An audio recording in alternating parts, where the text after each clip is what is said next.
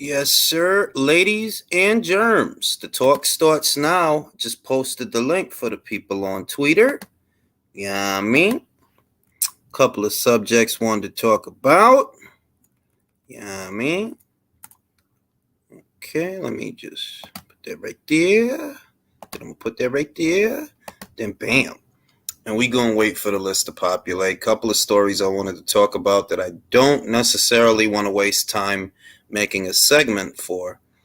Gervonta Davis posted on his social media. Well, Ryan posted on his social media, there will be war.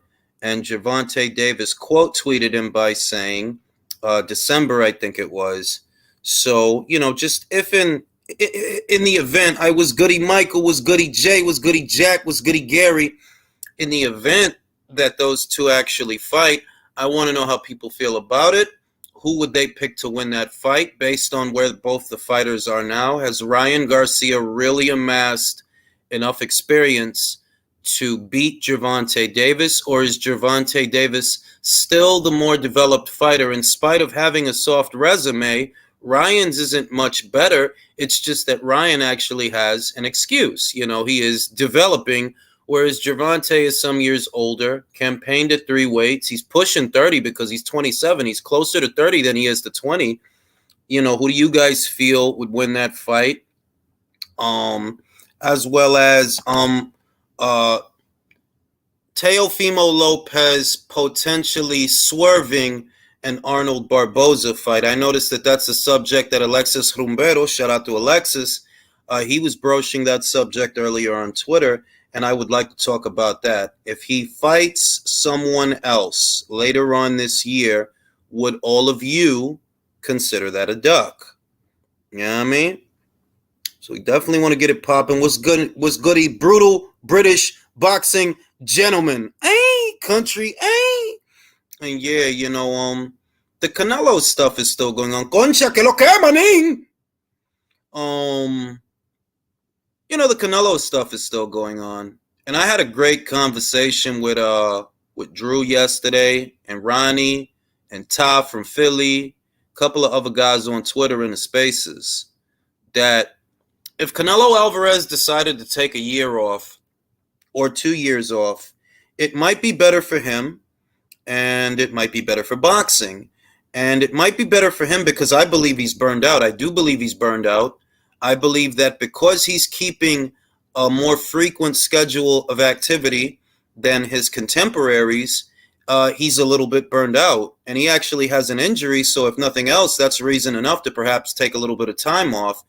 And the reason that might be beneficial for the sport of boxing is because these guys don't want to fight each other. They're all playing the same game at or around this weight, and the sport suffers for it. You know what I mean? Like, it does suffer for it, that these guys don't want to fight anyone. They just want to keep making excuses. And while they might have a few enablers that enable those excuses, at the end of the day, it's not even about them and their excuses more than it's about Canelo needing time off. Floyd Mayweather did it.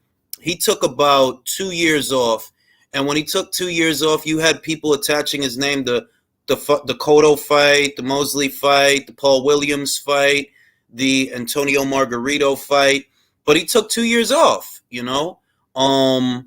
Tyson Fury did the same thing, although he did it for what were supposedly medical reasons.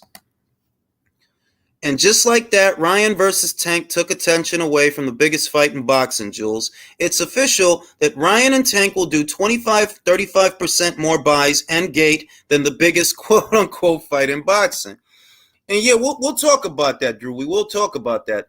But right now, I'm with Ronnie on this. And Ronnie said this, and I said it myself immediately after the fight, that if he decide that he don't want to come back till September, I'm cool with that.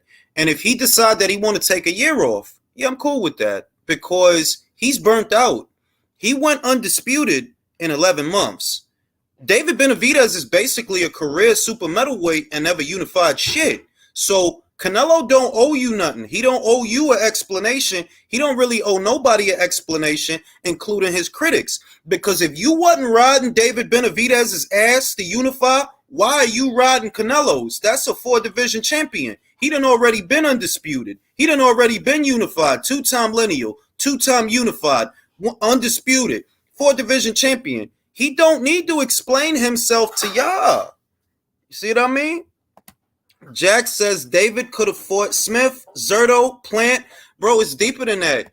He could have fought Smith. He could have fought George Groves. He could have fought George Groves, Zerto Ramirez, James DeGale, Jose Uzcategui, Caleb Plant. It's like, that's why people that pay money for boxing, the only people you see propping up David is the broke bums that steal shit. People that pay money to see boxing, the reason that they don't make excuses for David is because we don't pay to see you fight them kind of people. So when you fight them kind of people, the actual consumers of boxing is looking at you like, see, get the fuck out of here, my guy. You wasting time. All you doing is wasting time and making excuses that don't nobody give a fuck about. Nobody care about that shit. Nobody want to sit here and have a whole debate over why you ain't fought shit. It's no reason for it. You was at super middleweight before Canelo. You had at least one champion on your side of the street. Currently, you got several different super middleweights and you got middleweights on your side of the street. And you trying to tell the whole world Heyman cannot get you a fight. So you re-signed to him? Nobody want to hear that shit. When you got a bum-ass resume, it's going to be hard for you to turn the fans against Canelo. If you listening, Samson, if you listening, David, Jose, you can't turn people that pay money for boxing against Canelo when all you doing is keep giving them reasons why you don't fight shit. I ain't one of them bums that steal shit. I buy all this shit. I pay for all that shit. And I'm telling you, people that pay money for boxing don't want to hear you sad rapping on the boxing voice. They don't want to hear that shit. Oh, now they man, nobody want to hear that shit. Drew says, Nello take a year off, do a cycle of pads. That's what the fuck I'm talking about. Let's get the clenbuterol out. I am with that shit. And throw a little bit of goddamn nandrolone in there. Why not? If David never blew the weight, we wouldn't be here. Thank you, Jay. Thank you, Jay. Couldn't have said it better myself. Jules, you don't find it ironic. David said PBC makes us look dumb at the venue for Canelo versus Triple G after the fight and seeing all Mexicans loving Canelo and telling David he's not being ducked. No, I don't even find it ironic. Look, el mexicano is not for the bullshit. Ellos saben, manín, tú no estás peleando con nadie. Tú tienes ese cubano ahí, tienes ese güero ahí, tienes el charlo. Y tú le estás diciendo al mundo, no, nadie quiere pelear conmigo. Pues, ¿por qué tú te quedaste ahí entonces? ¿Por qué te quedaste ahí? Why don't you go to light heavyweight? Why don't you, instead of going into a 3-fight deal so you could stay as 168 sad rapping, why you ain't just go to Top Rank? I know why. I say it all the time. Your team don't want to put you in no shit. They want you to just wait for Canelo. And the problem with that is all of y'all can't play that game. Charlo can't play that game at the same time that Benavidez is playing that game. Nah, like, the fuck is wrong with y'all? Y'all need to fight. That shit's stupid. Now I'm about to shoot the link right quick. Hold up. I'm gonna do this a little different this time because sometimes it get a little bit too crowded. So I'm gonna shoot the link. Motherfuckers don't want to hear that shit.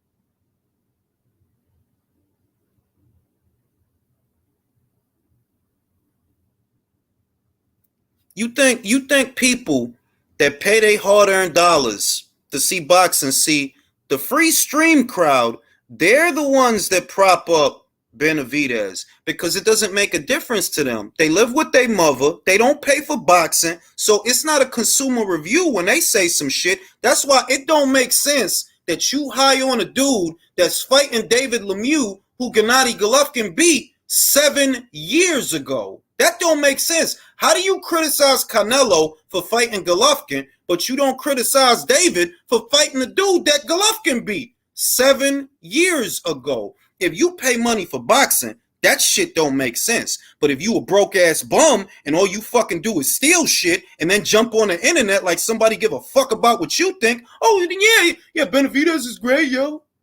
He getting ducked, yo. My ass, he getting ducked, fam. My motherfucking ass. The hair's on my dick.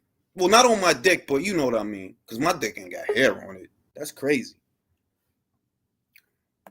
I'm going to go live with Candace right now. Candace, what you think about this bullshit? Fucking bullshit. You damn right it's bullshit. Fucking bullshit. See, this is my thing, right? We customers. Me, you, the people in the chat, the panelists, we customers. We pay for boxing. Mm-hmm. And people that pay their hard-earned money to watch fights ain't gonna sit here and make excuses for no fucking David Benavidez. Hell no.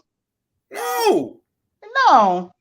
Fuck, I look like making excuses. Shout out to Guns. Yo, Giancarlo, I appreciate that shit, bro. You didn't have to do that, but you did it. I appreciate it. You know what I'm saying? So what you think about Canelo Alvarez? What if I say, like, yo, Canelo should take 2 years off? What you think about that? He need to do that shit. He needed.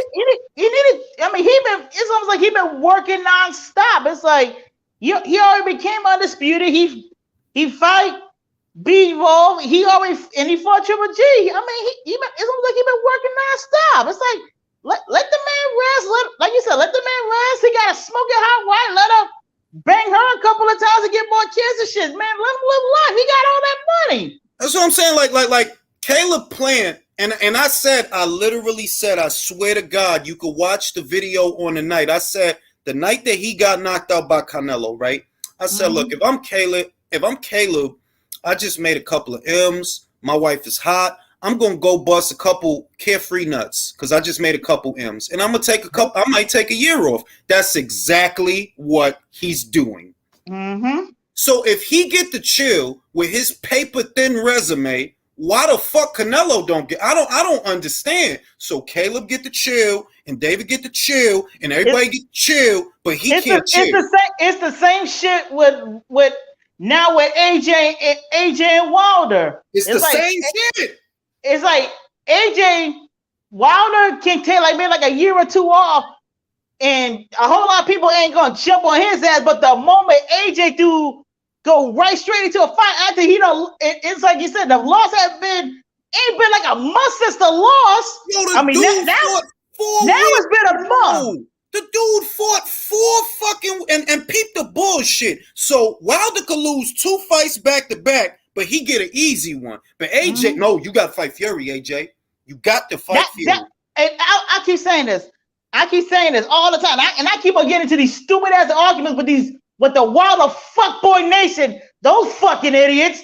It'd be like, yo, I swear, it's like, you swear, it's like, and why do we say like the most dumbest shit I'm gonna tell you what it really is, Candace. The reason that Canelo and AJ, they don't want to let them chill is because they bring all the money. If they chill, if they go away and they chill, y'all got to fight each other now. You have to. Ain't no payday pa nadie, no payday. Y'all gotta fight. If they leave, if Canelo say, look, man, I'm gonna go away for 2 years, I'm gonna bust a whole bunch of carefree millionaire nuts, right? I'm gonna make my wife squeeze out some kids. If he do that, David, you can't sit around for 2 years waiting on him. No. Same shit at heavyweight. If AJ leaves, like Jamal Charlo, he'll be broke like his ass. Exactly. I keep saying, and I say this all the time with these PBC fighters, and I keep on saying this. These PBC fighters, I'm not saying PBC don't got no good fighters, because they do got great fighters. They got Mel, they got Fulton. That's who. They got Mel, they got Fulton, they got Fundora. I like them. I like Morel a little bit, but I ain't gonna lie, I'm a little bit mad because you was talking all that shit. And then when it came time to fight David, oh nah, I got a man. Fam, you got a mandatory for a Reggie belt, bro. Get the fuck out of here. Yeah, you got mandatory for a belt. You probably might got at the vending machine at the damn supermarket, but you know what I'm saying? Like My thing is this, and shout out to Drew, because Drew, we was talking about this yesterday on the Spaces. If who mic is that? If your mic fucked up, check that shit, because we don't want to hear that shit. Hey, me, I'm good. Me and Drew was talking about this shit yesterday. That Canelo should take 2 years off because that helped Floyd when he needed time. Like, nah, all y'all want me. Nah, I'm out. I'm gonna retire for 2 years. Fuck all that. I'm out. And that helped him. He had hand issues and shit, all of that. So I'm like, look, if Canelo did that, I wouldn't say. I didn't say shit when Floyd did it. I didn't say shit. Like, nah, go ahead, take your 2 years, bro. Because these dudes don't want to work, and they not gonna work if you around. They not gonna do nothing. They not gonna fight. Let him. You're right, Jules. Let him take them 2 years off, and when he come back, let him have that super fight with Xander. Or whoever not even Xander. Let bitch ass Berlanga be his comeback fight. Oh, I want him to do that right now. He don't need surgery for that. let him be his comeback fight. Like you can't have people from 3 different divisions chasing one man. It's like, nah, he ain't gonna be able to fight all of y'all, man. And like you said, Drew, you said yesterday, any division Canelo and AJ aren't in, the guys fight each other. They fight cruiserweight, bridgerweight, light heavyweight, motherfucking junior middleweight, motherfucking 40, 35, 30, 26, 22, 118, 115. Bruh, they fight. Motherfuckers ain't got time for this shit. And they really, and the shit that killed me is y'all really want people, hardworking Americans like us, that we pay money for boxing. We give our money to boxing, and you want me to feel sorry for a dude that sniffed his belt away or that cheeseburgered his belt away. I'm not gonna feel sorry for. That's your fucking fault, bro. Simple as. Even Chavez Jr. did coke and still made weight. Yeah, you know what I'm saying? How the fuck I'm supposed to feel bad that you sniffed your belt? I'm not gonna feel bad about that. That's your fucking fault, bro. That's why, like Jules, I'm not gonna throw David's ass a pity party. You know what I mean? I'm not doing it. I'm not doing it. And the worst part is, I actually believe that he might want the big fights, but you're not fighting for them. Because if you re-signed to the PBC, I'm right, bruh. Like, I mean, you see, like when I found out he did, it's like, okay, you must like your situation deep down. Then you really must, because I guess because if you didn't, you would be doing something to change it. No, here's whoever his manager is, which is his father. His father and Samson are doing shit behind his back. Oh yeah, definitely. And it's obvious. Definitely. I mean, for those that don't understand what I mean when I say that the manager is receiving kickbacks, the manager's job is to work on behalf of the fighter and act as a buffer between the fighter and the promoter. The promoter is going to prioritize the network that gives him a budget, not the fighter. The manager, you work for the fighter. You're supposed to worry about the fighter. And if the promoter says, well, look, I give you 100,000, you keep him here. You don't tell him, I give you 100,000, you keep him here. You don't let him go away. Makes sense. They all work for Al. They all work for Al. That's Bingo. Because it don't make sense. Why did Adam Kovnowski reject a 7-figure payday 2 times? And that man got kids. Why? That don't make no fucking sense. Fam, they offered you AJ and 3 belts, and you said no. More recently, they offered you Chisora. You said no. So you could fight Ali Demirezin on an undercard. And lose again. Look how fast David Benavidez' dad thanked Al Heyman on fucking The Boxing Voice. So I'm trying to tell you, it's something in them contracts. And it's something, and to me, yes, it's wrong. Why is it wrong? If you look at the UK boxing scene versus the American one, Joseph Parker signed the boxer, but that didn't stop him from getting money at Queensbury. Chris Eubank Jr. signed the Wasserman, but that didn't stop him from getting this matchroom money. You see what I mean? My man Dillian White, he could go to Sky, he could go to Matchroom, but he been dealing with Queensbury, but all of that fell apart, and I'm gonna talk about that in the next relay. But you see the difference, that a fighter is supposed to have the autonomy to get money where they got money for me. If you ain't got no money for me, or your money don't look like they money, I'm supposed to be able to go over there because you're not paying me for exclusivity. If you want exclusivity, you pay for it the way Sky Sports paid for it. The reason AJ couldn't fight nowhere was because he had $100 million deal with Sky. If you don't want me to leave, cool, but you got to pay me for that. Wilder never had that. That's why his dumbass bullshit didn't ever make no sense. You're not exclusive to Showtime because you went to fucking Fox. Jules, I remember when you did that video and everybody started coming after you when you said these Heyman guys have real managers, and you said Danny Jacobs, Amir Khan, Mikey Garcia, Chavez Jr., and who else was there that was able to move from network to network and get money? Artur Beterbiev don't get enough credit because he had to fight to get away from the PBC. He had to go to court.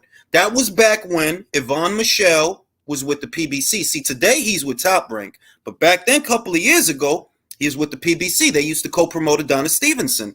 And Artur Beterbiev's issue was, I was supposed to get 4 fights a year, and I'm not getting that over here. Went to court, got released, got the fuck up out of there, went to Matchroom. Didn't really like it at Matchroom, went over to Top Rank, all right? He had to fight for that. David, you're not fighting for that because maybe you don't really want to fight. And that's why it was funny when Daniel Jacobs said to Charlie, like, bro, I know what you making, bro. Get the fuck out of here. Exactly. You ain't touching nothing. You can't even afford a BLT. You ain't touching M's. Darren Hodges said, Nello taking a year off, surely Benavidez versus Charlo. I think so, because what the fuck they gonna do in the meantime? I think you underestimate. No, I'm gonna pass it to you. Let me read the super chat. Imagine if Benavidez and Morrell to unify them bogus belts and make the winner undeniable. Well, motherfuckers ain't listen. I'm not asking for them to do a lot. I'm not. I don't think any of us are. You know what I mean? But they acting so petrified of fighting someone else, and it's crazy because I'm like, fam, Canelo is not a big person. He about 5'7" if he ain't 5'8". He is not a big person at all. And he went to like heavyweight, bro. Benavidez is big as shit. And you will not go up there. It's like, nobody gonna feel sorry for you, yo. Yo, Jules, can you imagine these fans just hyping up like a unified interim champion in the absence of Canelo treating an injury? Bruh. It is crazy. Darren Hodges said David gotta at least get Plant in the ring for fuck's sake. The shit that make me mad about David is you had that opportunity. There was no reason for that dumb shit. Shout out to Steve Kim. Steve Kim did a piece on this in 2019, and he forecasted the exact same thing I did. I took the screenshots so I could use it for future use. And he said, even though they talking that shit now, that shit ain't gonna happen till 1 or 2 years. That shit ain't gonna happen. And lo and behold, they still haven't fought it. They still haven't fought it. But he was there with you. Before Canelo started this, I'm gonna get all the belt shit. He was there with you, bro. So motherfuckers don't pity you. If you and the other thing is, you acting like you ain't got nobody to fight. It's simple, bro. When Lomachenko could not get the fights that he wanted at 126, somebody clue me in. What did he do? He moved up. And when he couldn't get the fights he wanted at 30, what did he do? He moved up. On his on. Now, Benavidez can't get the fights that he want at 68. Is he about to move up? Nope. No, he should, but he doesn't. Think When he'll he came cut up off his because- No, you forget it. Loma picked on a 2-division smaller Rigo, bro. That's why. Bullshit. Bullshit. And that's that's the shit that I hate. One thing, I have a pet peeve. I can't stand a lying motherfucker. I really can't. The reason Rigo career got derailed was not because of Bob, was not because of Loma, was not because of Oscar. It was because of fucking Al Heyman. Period.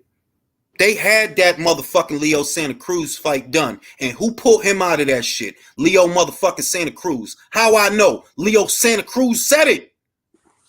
That motherfucker would have never had to go to fucking 130 if Al Heyman didn't freeze him out.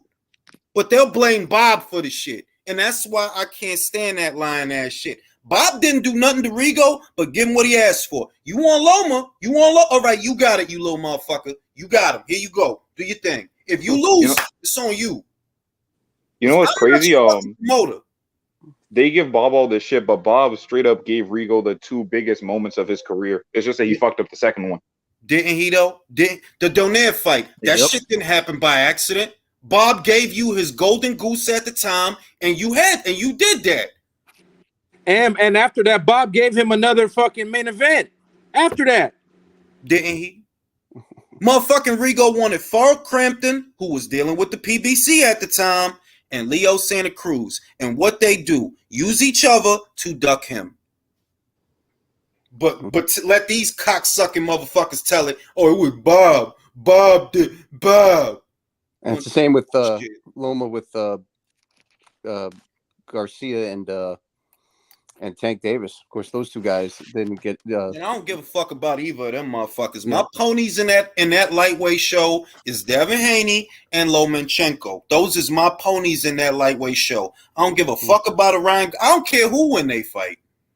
I'm talking Mikey Garcia. I'm talking Mikey Garcia. He was. Oh, Mikey, right. Mikey was supposed to fight Loma, and he didn't take that fight. PBC and the bullshit. The real reason that Mikey Garcia sat out as long as he did, you know, a part of the reason why? Ducking Crawford. Most people don't know that. It's in the legal document. I went back when I had to research what was going on with Bud and Bob, you know, when that legal document came out. I went all the way back because I remembered the name of the lawyer that Crawford was using. I'm like, yo, that's the same lawyer from Mikey's shit. That's the same lawyer that represented him. And then I'm reading through the shit and I'm like, oh shit, Bob wanted you to fight Bud? That makes sense. Uh-oh. You rather sit out 2 years than fight Bud, but let them Bud don't want to fight him. But man, you fucking I can't wait for him to knock out Spence. That sounds like I don't know, giving someone Bud feels like the last contract fight that Bob has for people like, oh man, you about to leave? Hold on, let me give you Bud real quick. Mike, you gonna leave too? No, because Bud. The other shit is, I think it was Bud and Gamboa. I remember there was more than one name, but one of the names, it was Gamboa. It was one of the names was Bud, and the other was Gamboa, and I'm like, so the reason Bud and Gamboa ended up fighting, I understand, I get it. You know what I mean? Was the other name Linares? Nah, it wasn't Linares, but he did duck Linares. I mean, look, being honest with you, if Mikey would have fought Linares, I would have picked Mikey to knock him out. But you can call it a duck because they ordered you to fight him and you didn't. Yeah, the WBC did, right? Yep. They ordered him to fight him and he didn't. And the WBC, being the dick suckers that they are, instead of stripping Mikey, they didn't do anything. They literally didn't do anything. They couldn't reach a deal, and then they just, fuck it. And that was it. Because Linares had the WBA the full one. He had the Ring magazine, and he had a WBC diamond belt, which is why he was Mikey's mandatory. And they ordered the fight, I believe it was in 2016, 2017. Golden Boy couldn't reach a deal with the PBC, never got off the ground. But by all rights, if y'all order a fight and he doesn't comply or y'all don't reach a deal, y'all was supposed to strip him. Y'all supposed to strip him for that. And y'all didn't do nothing. Bullshit ass motherfucking WBC. So now I'm going to ask y'all, let me read the super chat. Darren Hodges says, David gotta at least, I read that one already. I'm going to ask y'all a question. There seems to be a rumor going around that Teofimo, he is going to return later on this year, but it may not be against Arnold Barboza. He may instead end up fighting Jose Pedraza. I'm going to go to Leo. Leo, how do you feel about that fight? And would you say that's a duck if it happens that way? No, it's not a duck. Not a duck. No, it's not a duck because Teo is just coming into the super lightweight division, and it did look good in that fight. in the how's it this guy? The The name Campas, Pedro Campas. Campas. It did look good, not great, but good. So if you want to throw him against Pedraza is a good boxer. He's not a hard puncher whatsoever, but Tio can still acclimate to this weight. So yeah, I think it's a good fight for Tio. Okay. And I look, if it's gonna go for a title eventually, and that's what I hope for Tio. But if it doesn't fight Barboza, it's like if you're fighting some guys in the super lightweight division, I'm okay with that. If you're fighting grown out guys from lightweight, no, that's not what you came to do, right? And Jose Pedraza, at least he can compete at super lightweight. Bueno, I mean, Jose Ramirez couldn't knock him out, right? Yeah. Comey couldn't knock him out. No. So at least it's a test for you to say, okay, you can, maybe you are not the finished product at super lightweight, but you can improve, and then you can go for a world title or a Pedraza fight. I mean a Barboza fight. I want to address this to the chat. People in the chat, if you feel that Tio is ducking Barboza, post a duck. If you feel he's not ducking, post a happy face. Everybody in the chat. I'm going to go to Good Guy Wins. You know that Barboza wants that fight. And he's wanted that fight since before Tio even moved up to 140. So now that he's there, and Tio seems averse to that fight, in your eyes, is that a duck? No. No? No, it's not. No. I think the Pedraza fight's a good fight. I think it's a good thing. Just like what the previous person said, I think it's a good test for him up at 140 to get acclimated there, and then go take it from there. I think he'll eventually fight Barboza anyway. Let me go to Candace. Candace, Arnold wants him. For some reason, Tio doesn't want Arnold. If he ends up fighting someone other than Arnold, in your eyes, because they're both there, they're with the same promotional outfit, in the same division, is it a duck? Is it not a duck? I don't think it's a duck. I don't think it's a duck, to be honest with you. It's like, I'm like one of the people who's like, I mean, like I said, it depends on like if it's like in the ranking. But like I said, Tio, like I said, he probably coming back from what's been going on with Ukraine and all that other stuff, and maybe like I said, I mean, either way, it's still gonna be like a good fight. I just figure he probably needs to warm up some before he go to like the bigger fishes in the sea and stuff like that. So I don't think this fight is not a dub. I think this might be a good little test for him, Let me go to Country. Country, we talked about this many times, this Arnold Barboza kid. We talked about this months ahead, that when Tio goes to 140, that's a guy that is waiting for him. And now that he's there, for whatever reason, Tio does not want to fight him next. And he said that after his fight with Campas, for those that don't know. He said that don't make me fight this bum. In your eyes, is it a duck? No. I don't necessarily think it's a duck. I think it's more of kind of an even trade almost. I mean, I prefer that he fight Barboza, right? But I think Pedraza's a little more of an easier fight because he's got a little more wear and tear on him, and he'd be a little more easier to beat for Tio, I think. I think Barboza's the harder fight, and I think Tio is avoiding that harder fight. But I don't think it's a duck, like 100% duck, but I think he's just taking the easier route. Drew, don't bullshit me. Don't bullshit me. You know what the fuck we talking about. Is this a duck? It's fucking not a duck, but it's fucking borderline maneuvering. You're fucking acting like you the Heisman man fucking on Heisman night. Now you talking all that cash shit, saying, fuck, line them all up. They scared of me. I'm the chosen one. This is God-made, not man-made. And then you gonna do this fuck shit.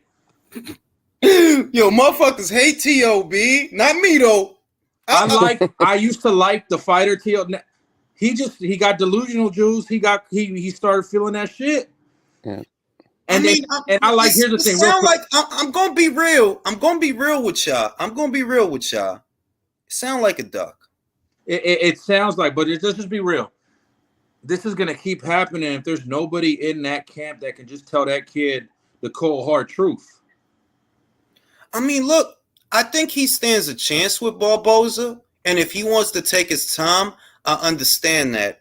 But by every definition of what a duck is, that you choose an easier fight over a harder fight, that's what a duck is. That's the fuck that shit means.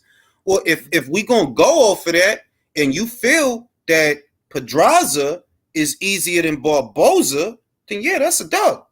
Real quick, Jules, you can pull this up. When your father, show the picture of his dad. When your father, that's your father. Hold on, wait, don't even start yet. Wait. Let me get it first. Let me get it. There you go. When that's your father, and then pull up a picture of his manager, David McWaters, with the glasses, and that's your manager, you're fucked. Show them David McWaters. I deleted the fucking David McWater, bro. Anyway, I'm gonna dip out a little bit. Someone dip out because Steve Kim just texted me he wants in. So let's have the Jules. All right, I got you. I'm gonna pull you out and then just leave. And I'm gonna pull you out and then I'm gonna leave the spot open. All right. All right. So I'm playing ducks in the back. The hell is that? I don't know what that shit is, yo. I thought it was ducks, bro.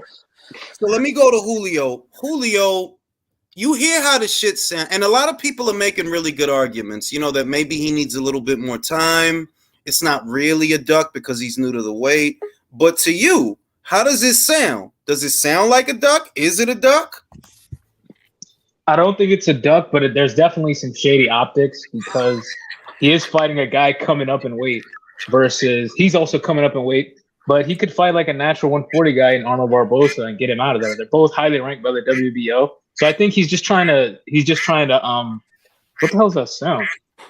Oh, like ducks or some I think he's just trying to he's just trying to preserve his WBO spot basically. And I think he'll probably get if he can knock out Pedraza, then he'll get a lot of credit for it.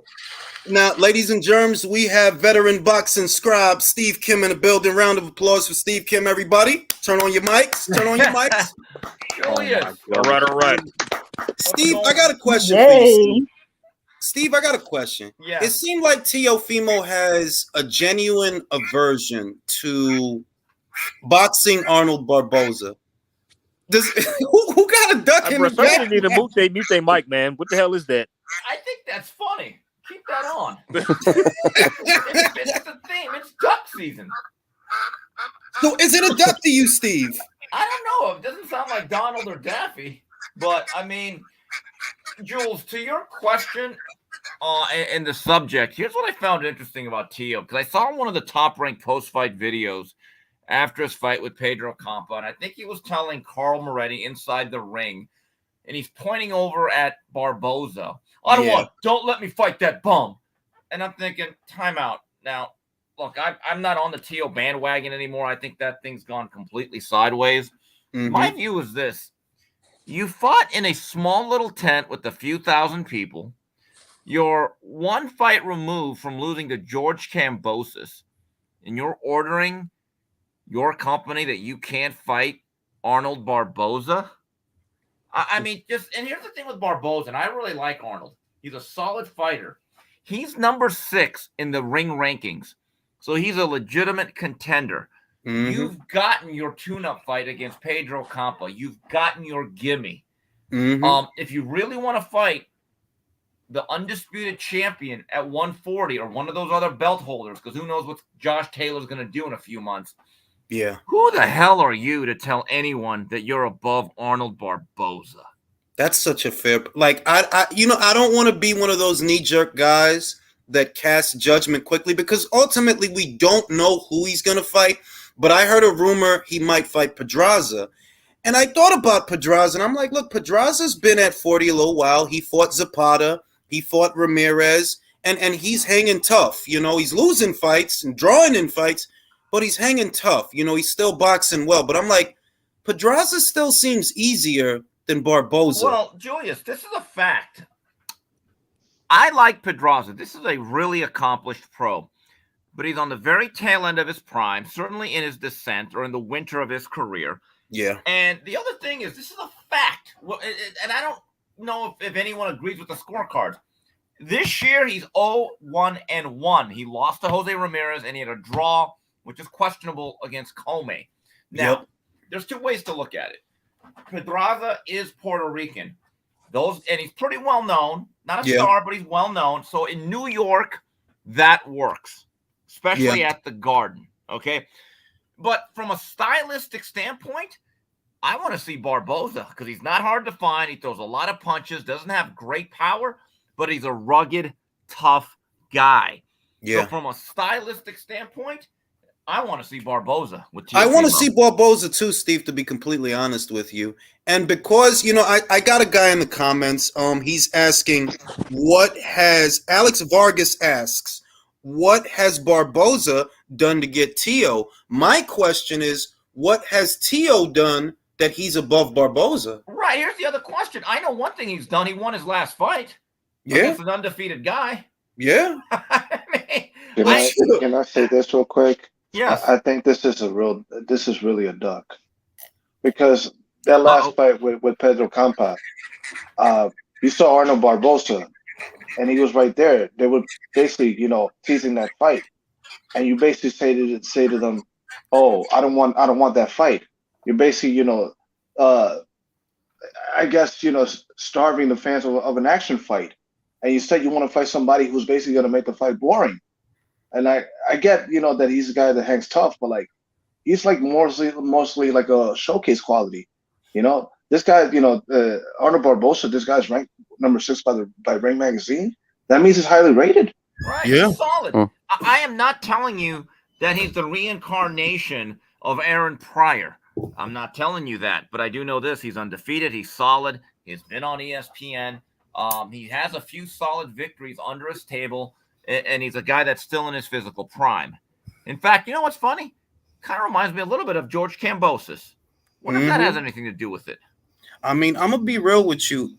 I didn't like the energy because, you just had your tune-up fight with Campas. And I'm of a very similar mindset to Steve that you had your gimme fight. What do you want, another one? Right.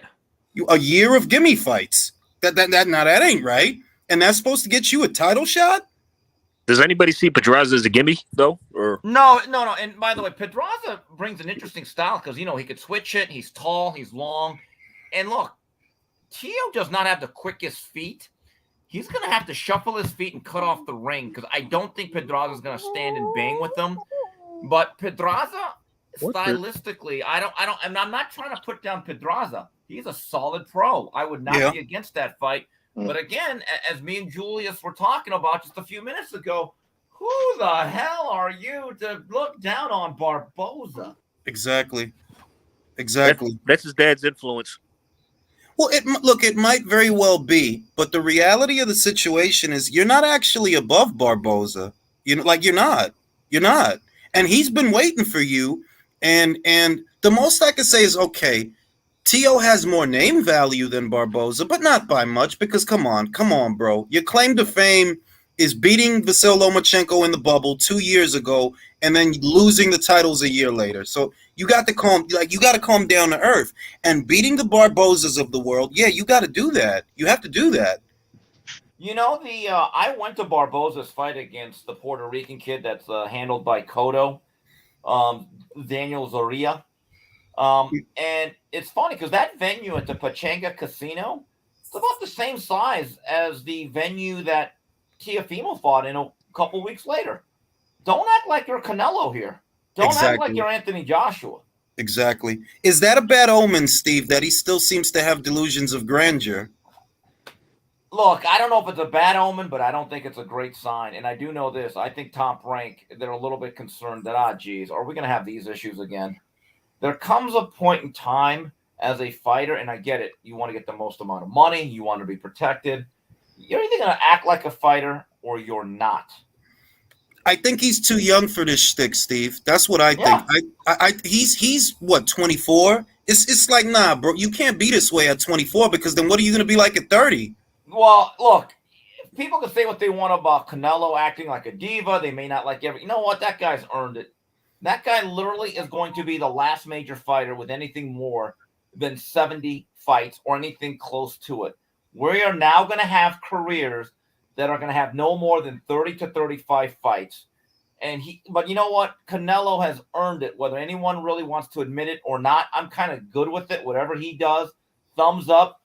I actually don't know where this business is going post Canelo in terms of the Steve, don't make it so doom and gloom. I'll tell you where we are. We're in that period between the Ali era and the Tyson era. The day Canelo retires, that's where we will be. The Larry Holmes era 2.0, to where there was a hard act to follow, and it'll take a while for somebody to pick up the reins, but eventually someone will. We've been through this. Julius, let me counter that, though. That era still had guys who fought. That era had an infrastructure that was much better in terms Paul of Butler is fighters about active. to go. Paul Butler is about to go to Japan to get his fucking ass kicked. People are fighting, bro. He's about to go to Japan to fight Naoya Inoue in a fight no one favors him to win, but he's doing it. So people are fighting. They are, but look, my point is this, and last week in my snack column on Ban Rodriguez, looks like he's gonna fight 4 times this year, right? Makes him the modern day Henry Armstrong.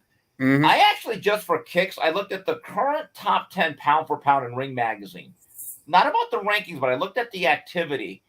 And right now, out of the top 10 guys, 5 of them will only fight twice this year. 4 guys will only fight once. And as of right now, Terrence Crawford still has not fought.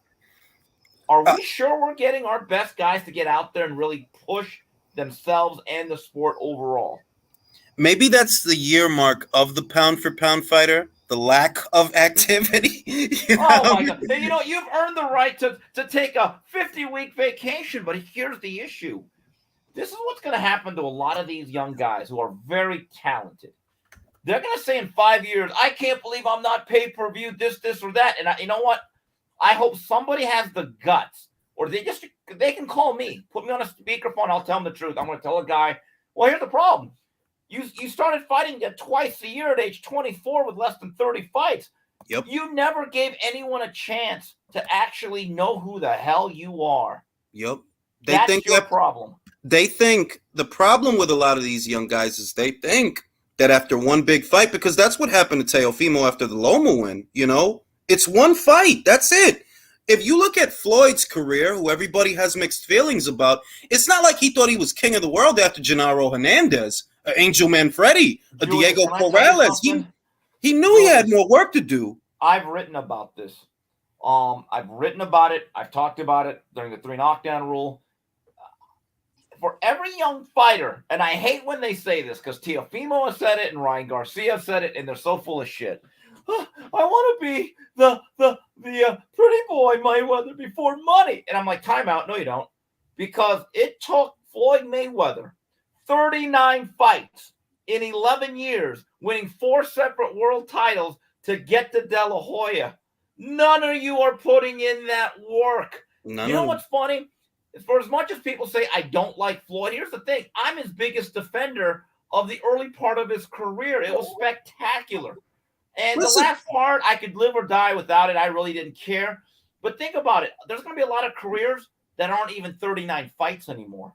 That's the truth. Listen, there's people on Twitter, for whatever reason, they think that I hate Floyd by proxy. Bro, I'm a Mayweather fan, all right? I'm a big Mayweather fan, all right? His career, I didn't complain about it. When he took the hiatus while Margarito and Paul Williams and Cotto and Mosley was all lining up, I wasn't against it because I'm like, nah, this dude did a lot. If he want to get out of here, get out of here. You know what I'm saying? I'm proposing, Steve, that Canelo do the same thing. Take 2 years off. You know what's funny about Canelo? I don't think he actually has a wrist or a hand injury. I think he has a blown out shoulder from carrying the sport of boxing the last couple of years. That's what I think. I actually think he did like shoulder press, and it just like his shoulders just blew out like boom, and now he needs like Tommy John surgery on both his left and right side. I got some inside intel. I don't know if you've heard anything yet. 900,000. for pay-per-view buys? That's what I've been told. Yeah, I don't know. I've heard it did a lot less. I have to tell you guys, the way they promoted that event live on site with the media room, Matchroom almost felt like they packed it in. There was an atmosphere as we got closer to the fight. I would be stunned if it did 900,000. I haven't gotten any reports yet, but we're very early into the week. But guys, keep this in mind about Canelo. Even though he's only 32, keep this in mind. Turned pro at 15, and he's approaching 65 fights. He needs a break. That's an old 32. That is like a 5-year-old car that actually has 135,000 miles on it. I think he needs being honest with you, when things got kind of this way, because Floyd wasn't yet the cash cow per se. Like, he didn't become everything that he became yet, but he took a break, 2-year hiatus. And I think it wouldn't just benefit Canelo to get out of here for a while. It would benefit the sport, because these guys aren't going to fight each other so long as he's around. They're all going to wait. There's no doubt. And, you know, this is interesting with Canelo. When I watched that fight, which, by the way, I saw history. It's the most lucrative, highest-paid sparring session in the history of boxing. I was bored to death watching that thing. As someone who was there for the first 24 rounds, those last 12, it kind of felt like watching Rocky 5 after the first 4. I'm like, good Lord. This is going out with the whip. No, wait a minute. No Rocky 5 slander here. That was one of the best soundtracks in early 90s action move. Keep it up. Hey, Steve, one thing. Did you know the whole fight's been posted on the DAZN YouTube channel already? Really? The full fight. Yeah, I mean, I'm not going to lie to you. Most of my focus was on the Miami-Texas A&M game on my laptop, and every time I looked up, there was nothing going on. Nobody was throwing a punch, but I will say this. Golovkin looked like a 40-year-old man. He boxed and survived kind of the way he did and fought as well as he could down the stretch. Canelo did seem like a tired guy, and either it's fatigue or he's on his physical descent. And after 62, 63 fights, that is something that is to be expected. But, Jules, I sent you that article from a couple of years ago. Look, I like David Benavidez. I've known him since he was a kid working at Wild Card when he was about 250 pounds, when Jose Benavidez was the hotshot prospect at Wild Card training with Freddie Roach.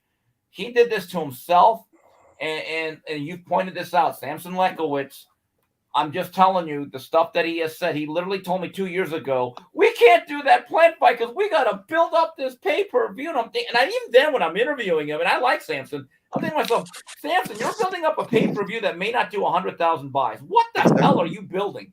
Exactly. It wasn't the whole, and I said this about maybe 2.5 to 3 years ago. You don't do that fight because of that fight. That's an investment in the future. When Canelo goes up to fight Kovalev, he's not staying up there. He's going to come back down. And you need the hardware so that when he comes back down, he has to come see you. And what do? You piss the fucking time away. Yeah, and that's the other thing. And look, this is the funniest thing. Golovkin gets no credit for beating Lemieux 7-8 years ago when he was actually a belt holder. And yet people want to credit David Benavidez for beating this version of Lemieux 3 months ago. And I'm thinking, wow, you have some double standards, some of you people. You're telling me. Yeah, I just look at it, and I'm with you on that. I thought Mayweather back in that year of like 2007, that's when he fought De La Hoya. Then he took a year off, let the rematch clause kind of lapse after a year. Let's call it what it is. He was waiting it out. Right, he did. And then he took 2008 off till he came back in 2009. It opened up fights. It opened up fights, and that's what I want to see. Look, I want to see Bivol fight Beterbiev should he win November 5th, and if Beterbiev gets past Yard as expected. The PBC guys, it's really interesting. Hey, guys, I think there's something to this about what you talked about, Julius. The father and the son are not on the same page. When the father is thanking Al Heyman while the son is saying us PBC guys look like a bunch of clowns, so I'm telling you, you don't have to be a soothsayer. They are not on the same page, Julius. I'll tell you what. I've heard one or two things, and I know names, and I won't say them out of respect for where it came from, because if I did, it would you'd be able to trace it back to where I got the intel from. There are fighters that are not happy over there. Yeah. And maybe they have a non-disparagement clause, because I could definitely see that, where you can't say certain things about the company so they don't voice their discontent. The most vocal has really been Adrian Broner, with bits and pieces of things that he'll post to his social media. I saw him talking to a social media influencer on an Instagram live, where he said a lot of things which were confirmation of things that I said on this channel, that they're jerking guys over there, man. They're giving them, they're feeding them empty promises, and promises of upsides, and promises of pay-per-views, and it's all bullshit. You're shorting these fighters out of opportunities that are on other platforms so you can satisfy your broadcast partner. And that's good for you, but that's not good for them. They're missing all this time that they won't get back, and their careers are dying on the vine, so you can maintain a relationship with your broadcast partner. Yeah, and you're right. I don't understand how fighters like Adam Konopsky, who had 2 opportunities to make a lot of money against guys like Anthony Joshua, and I think maybe that was like Derek Chisora, and Derek Chisora, to get beat by Ollie Demirzian a couple of months ago. And I'm thinking to myself, that is malpractice. Yeah. Because he gets out of it because he's an advisor. Yeah, he's not a promoter. Right. And my thing is, what happened to the term fiduciary responsibility? But with that said, I mean, guys, I think there's something interesting going on Friday. Believe it or not, Shakur Stevenson's fight in Newark is selling very well. I mean, they only went to the lower bowl. They didn't do the whole venue. Top Rank's not lying about it. They're not trying to tell you it's the full house. They're actually sold a lot of tickets. There's going to be a big crowd there. And my view is Shakur Stevenson could be the best boxer in the world within a year or two. And I mean, I think that now. Yeah, but that's a kid that I say that he's only 23, 24. He doesn't have 20 fights. If he wants to be that next Mayweather, he has to go out there and say to Top Rank, you know what, the next 2 years, let me fight 3 times a year or 4 times. Let's build this. Because if he's just going to be stuck at twice a year, it won't get any better for him. I think it's partially, at least when it comes to Shakur, because there seem to have been a lot of plans that kind of fell through. You know, they wanted to get him Navarrete, but Navarrete doesn't want him. He wants Oscar, which is, you know, you're ducking him to me. That's what it sounds like. And that creates difficulties. Joe Cordina's over there at Matchroom. Bob doesn't want to deal with them. You know, the Dominican kid, what's his name, man? The Dominican kid that beat Colbert. Hector Garcia. You know, he keeps talking about Shakur, but that's a top-ranked PBC situation. That's basically what that is. So we already know what that is. Right. I feel like Shakur, beyond Conceição, who I think he's going to beat, may not be the best-looking fight, though. Just going to put that out there. I don't either. I actually think he's going to stick it out. Here? Go ahead. I actually think that it might actually be pretty dominant, like front foot, like fight for Shakur, because there's really nothing that Robson offers. And when you think about it, this is kind of what we were talking about when it came to Jermell, right? It's 2 guys, they're both southpaws, they're both very defensive. So what's really going to happen? And I kind of thought midway, I was like, Jermell can't really punch for anything, and neither can Conceição when you think about it. So what's really the worry of Shakur getting hit? And I kind of want to see this fight as confirmation, but I kind of thought maybe when he like goes into that like full just throw 1,000 punches mode or whatever, it's because he's looking at the guy and he's saying, you can't really do anything. Like, you can't do anything back. What's the worst you could do? You could throw your left hook, which is more of a left slap. Well, let's put it this way, bro. There's 2 ways this fight goes. It either goes the way of Robert Easter and Rancis Bartholomew, which is terrible. That would be terrible. It's been a while since a fight went like that, one of the guys makes a decision to step forward, get on that front foot, and impose yourself. And that's what I'm leaning towards. I think that guy might be Shakur.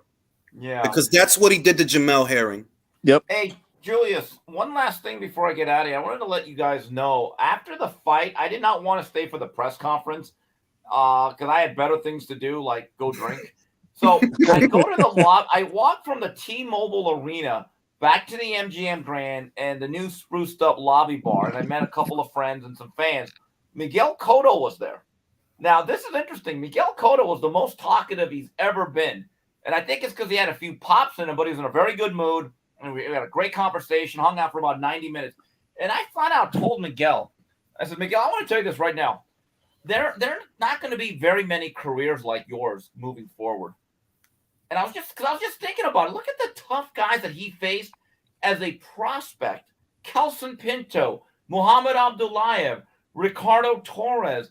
And then as a champion, he fought guys that no one else wanted to, like Margarito. He fought Shane Mosley. He fought Austin Troutley. Moved up in weight. He became the guy that made Madison Square Garden back into a real boxing market. Look, hey, Steve, look how well he hung in there with Margarito when he was cheating. You know, I mean, he took a beating in that fight, but he lost, but man, he hung in there. And he fought Pacquiao after. And he gave Mayweather a really tough fight. Yes, he did. Busted him up. But you look at the fights that he took across the board, right? And he said to me, he said, the secret is I just listened to Bruce Trampler. And I said, Miguel, I hear that. Trampler's a brilliant boxing mind. Here's the difference, though. Unlike today, you and your management didn't think you were smarter than Bruce. You never turned down a fight. And he goes, you know what? You're right, because I listened to my people. I actually think today's managers are terrible. They don't actually know how to guide it or build a career. They don't. They absolutely don't. But Cotto was the consummate fighter. And what was really nice to see was that throughout the night, a lot of fans, who were all Mexican, by the way, were coming up, wanting to take photos and get an autograph and just shake Miguel Cotto's hand. They paid him a lot of respect, because I think even Mexican fans, and you know the rivalry, they were even saying, you know what, Wepa, that guy was great. We miss him because there's not guys like him anymore. I'm going to tell you something. That's what happened to me and Lennox Lewis. I didn't used to like Lennox Lewis when he was an active fighter. I didn't appreciate him. I really didn't. Not when he was active. It wasn't until he retired that I realized, like, wow, man, like, he fought Ray and Shannon, and he got he got his win back over Oliver, got his win back over Rockman. He fought a very old Tyson. I was very angry about that, but, it is what it is. Julius, he fought Ray Mercer in a non-title fight that was very tough. He barely won it, but I'm thinking, how many guys do that nowadays? Take on a Ray Mercer like in a 10-round fight. Didn't he fight David Tua as well? Yes. Yeah. I was at that fight. David Tua needed a stepladder to hit him, but it was still a dangerous fight. Look, David Tua was undefeated. Michael Grant, as kind of exposed as he was coming into that fight, he was undefeated. I saw even his 2 losses, he still avenged them in dominant form. And that's the thing. It's just like guys like Cotto, no matter what you may have thought of him when he fought, this guy actually went up to middleweight and beat the hell out of Sergio Martinez. Now, look, was Martinez like a horse that needed to be taken to the glue factory? Yeah, but you know what? Part of taking a calculated risk is part of this game. Cotto gave us memories. He was a ticket seller. He was fun. Look, he was not the greatest interview, but Miguel Cotto on this night was great. I appreciated his time. But I'm just telling you, every fan that came up to him was a Mexican fan, and they were like, hey, they paid their respects. It was great to see. Listen, Cotto had the kind of fights, win or lose, that you literally go back and watch. The first Margarito fight, the second Margarito fight, the Mayweather fight, the Canelo fight. He had fights that literally have replay value because he tried. He always tried. Win or lose, he's going to try. And look, to me, he has one of the best left hooks. I don't know about history, but he had one hell of a left hook. Oh, by the way, slide and counter. Yes, Ibushi had beaten Tua before Lewis Classic fight 1997 at the Arco Arena. Look, Cotto even took on a tough guy like Carlos Quintana. I mean, who I think I don't know if he beat him before or after, but he went on to beat Paul Williams. That's a quality. Yeah, that was before win. he beat him before he beat Paul Williams. Yeah, it's too bad that Ibushi had psychological issues and ended up in prison and stuff. Man, that guy could have went far. He was really. Hey, can I tell you something about Ibushi? When they talk about mental issues, I actually say, yeah, that guy had mental issues. No doubting that one. When they say he had mental issues, I say, okay, you know what? I know for a fact he did. He had a lot of tools, though. Listen, Oliver McCall, Jermaine Taylor, mental issues. Yes. I would have liked to have seen him and the Oliver McCall that didn't have issues that beat Lennox Lewis. That would have been a fight. Yeah. By the way, Steve, before you go, just one question. Since we're on the subject of Cotto, do you see Edgar Berlanga taking his place? No. And what? Not at boxing. I will say maybe at a cheeseburger eating contest. Yeah, I mean, look. The guy that Cotto really likes is Xander Zayas. Xander, yep, Yes, Xander. he likes Xander. And he pointed to Xander's. When we were talking about Xander at the bar, we're at one of the tables. Miguel pointed to his temple as if to say that kid's got a head on his shoulders.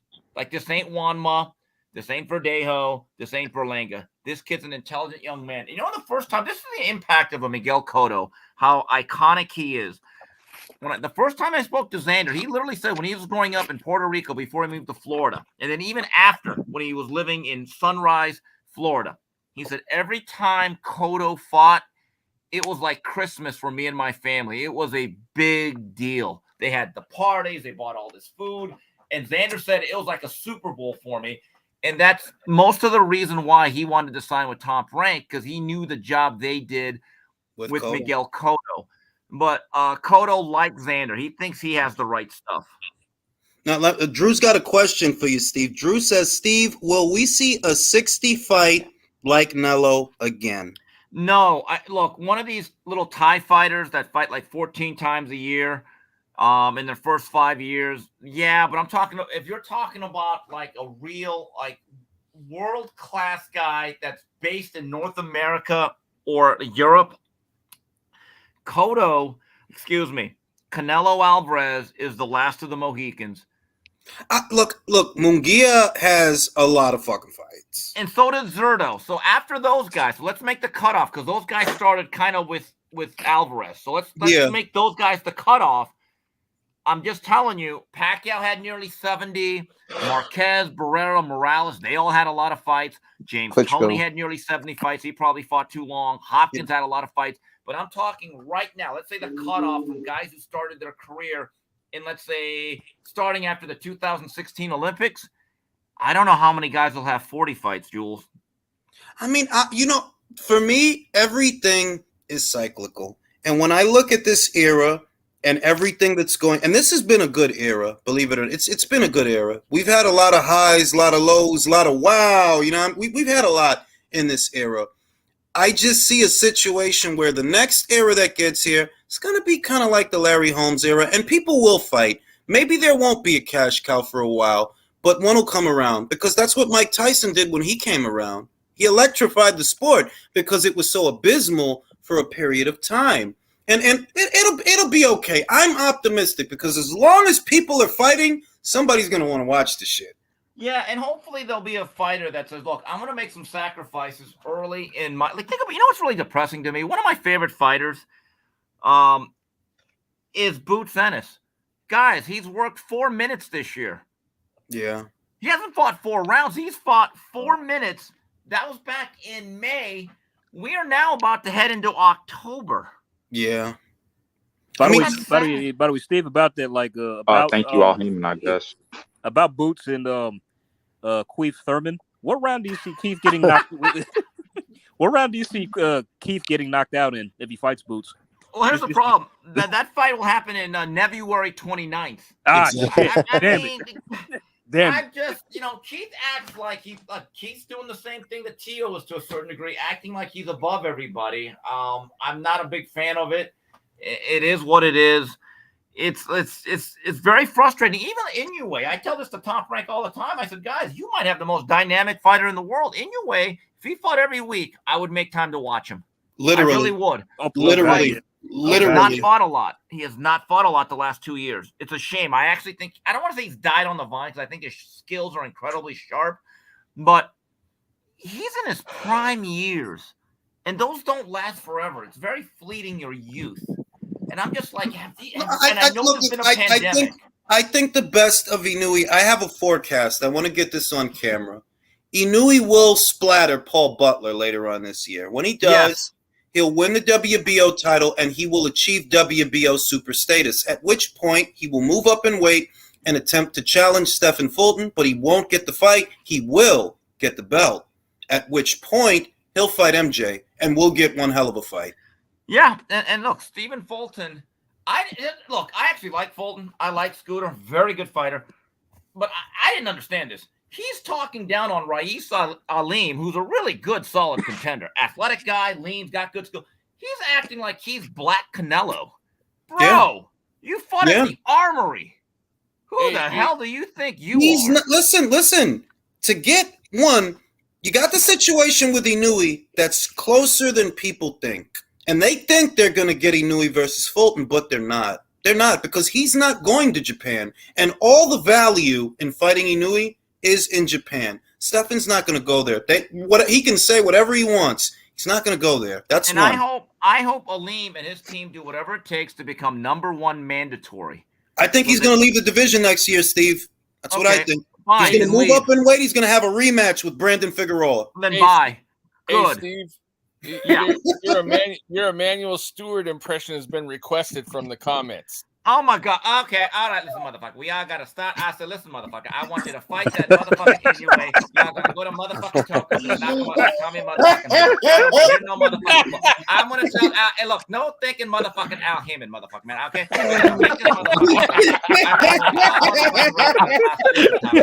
Tommy, you're not getting the money of no motherfucking time, man, but we're going to make this motherfucking fight. I love the manual. You know what's funny about a manual? The dinners, the best part of a manual is you had to get 3 glasses of wine in, and then all of a sudden, every other word's the MF-er. Like when I'm on other shows, I can't curse. I can't do Emmanuel Stewart because if you can't say the MF, it's like it's not Emmanuel Stewart. It's not he really scored that much.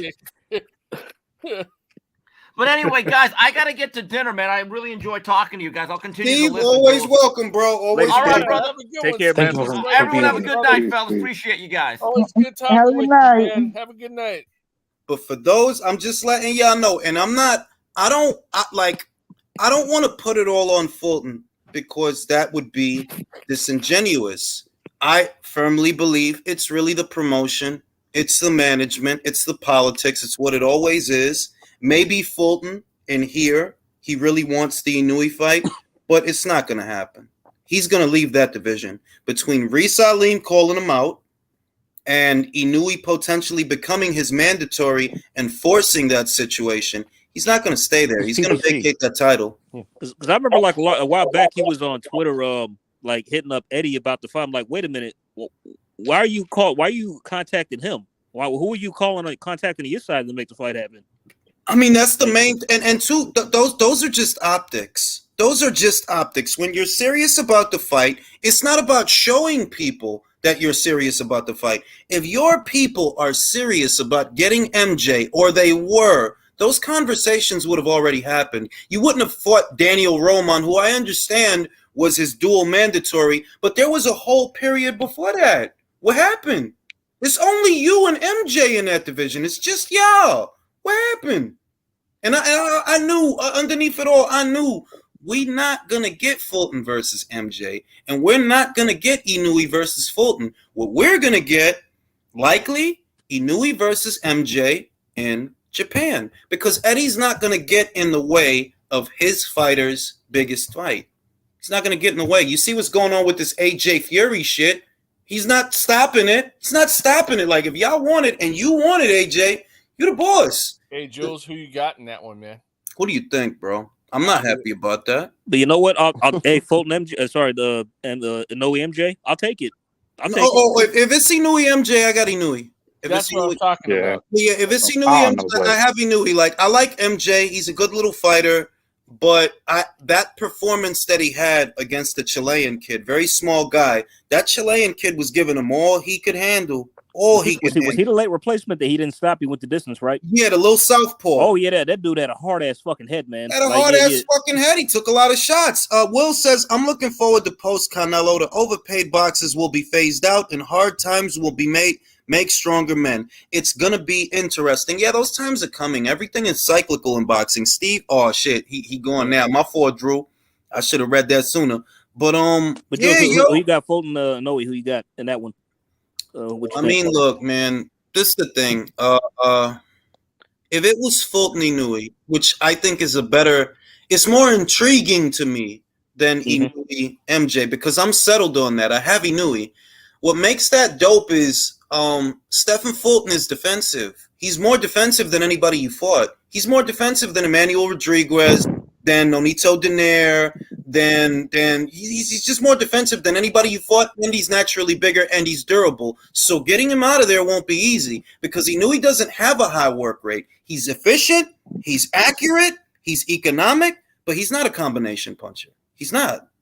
Jules, he actually said that on Twitter. He released a statement saying if he were to move up, he said what I'd have to do is have to figure out how to cut the ring off against him. But he said I like to move up in weight because I feel that if I did, I hit a lot harder. I do think he will because of his dimensions. Like it's really specific to the fighter. It's not this. There's not a one size fits all answer when it comes to that. Some guys they move up, they'll get stronger. Some guys they move up, they'll get weaker. It won't be the same. It depends on their size, their age, their wingspan, where they are in their careers. Did they take too long to move up? Like I'll tell you right now. Look, Caleb, not a guy who's past his prime. No, he's not. But if he went to light heavyweight, that shit ain't gonna do nothing for you, bro. You're gonna get killed up there. Yeah, they would too. You're gonna get fucking murked up. I mean, you don't even hit hard at 168 as it is now. So it's but when you got a kid like Mabili, right? The Eye of the Tiger kid. Yep. When I look at how he's built, how he looks, what he's doing now, and how he is built, he look like if you took him to 75, he'll hit even harder. Because he's hitting like a goddamn freight train. Did you see what he did to that dude? Yes, I did. He lifted that motherfucker. He lifted him. That's wild, man. I would love to see Mabili versus Berlanga. So would I. That'd be glorious. Yeah, because Berlanga would get lit up. I give him 2 rounds, 3 max. Berlanga wouldn't like to see that. He might get disqualified because he might bite before he gets knocked out. No, wait, Jules, you know what? I don't want to see it. You know what? If that fight was announced, I'd be lobbying to have that because I'm out of fear for Edgar's safety. I want you to fear for Edgar's safety. That's the fight I want to see Edgar in. Drew says Margarito did not cheat. Ask Doug Fisher and Steve. Yeah, he did the Manny impression, bro. He did the Manny impression. Wilder ate shit. Does Loma beat Ortiz? If so, then how? Well, I got to get another look at Ortiz because I saw the Jamel Herring fight, but I wasn't watching it. If I'd have known that he was going to fight Loma, I would have gave it a closer look. So before that, this is what I'm going to do for you and for everybody on the panel. I am going to rewatch that fight ahead of their fight, and I'm going to tell you what I think about him. But from what I saw, he looks formidable. It looks like Loma's gonna have to work for this. That's what I get. I don't get the vibe that I got with Comey. I don't get the vibe that I got with Nakatani. I feel like Loma's gonna have to work for this. Yeah, my opinion on that one. I agree. Don't you think Loma wants to work right now just to get sharp? Yeah, I mean, yeah, but how hard do you want to have to work? How hard? I don't know. I saw Jermaine Ortiz. He needs to work a little harder after pissing me off in the Comey fight when he could have knocked him the fuck out. Yeah. He could have. I get it, but remember, if the plan is to face Devin after that, you want to be sharp, but you don't want to be tender. You're right. Yep. You want to be sharp, not tender. You want to get out there, get some rounds in the bank, and I'm going to look at this kid. I'm going to look at him again because I saw that fight, but I wasn't watching it.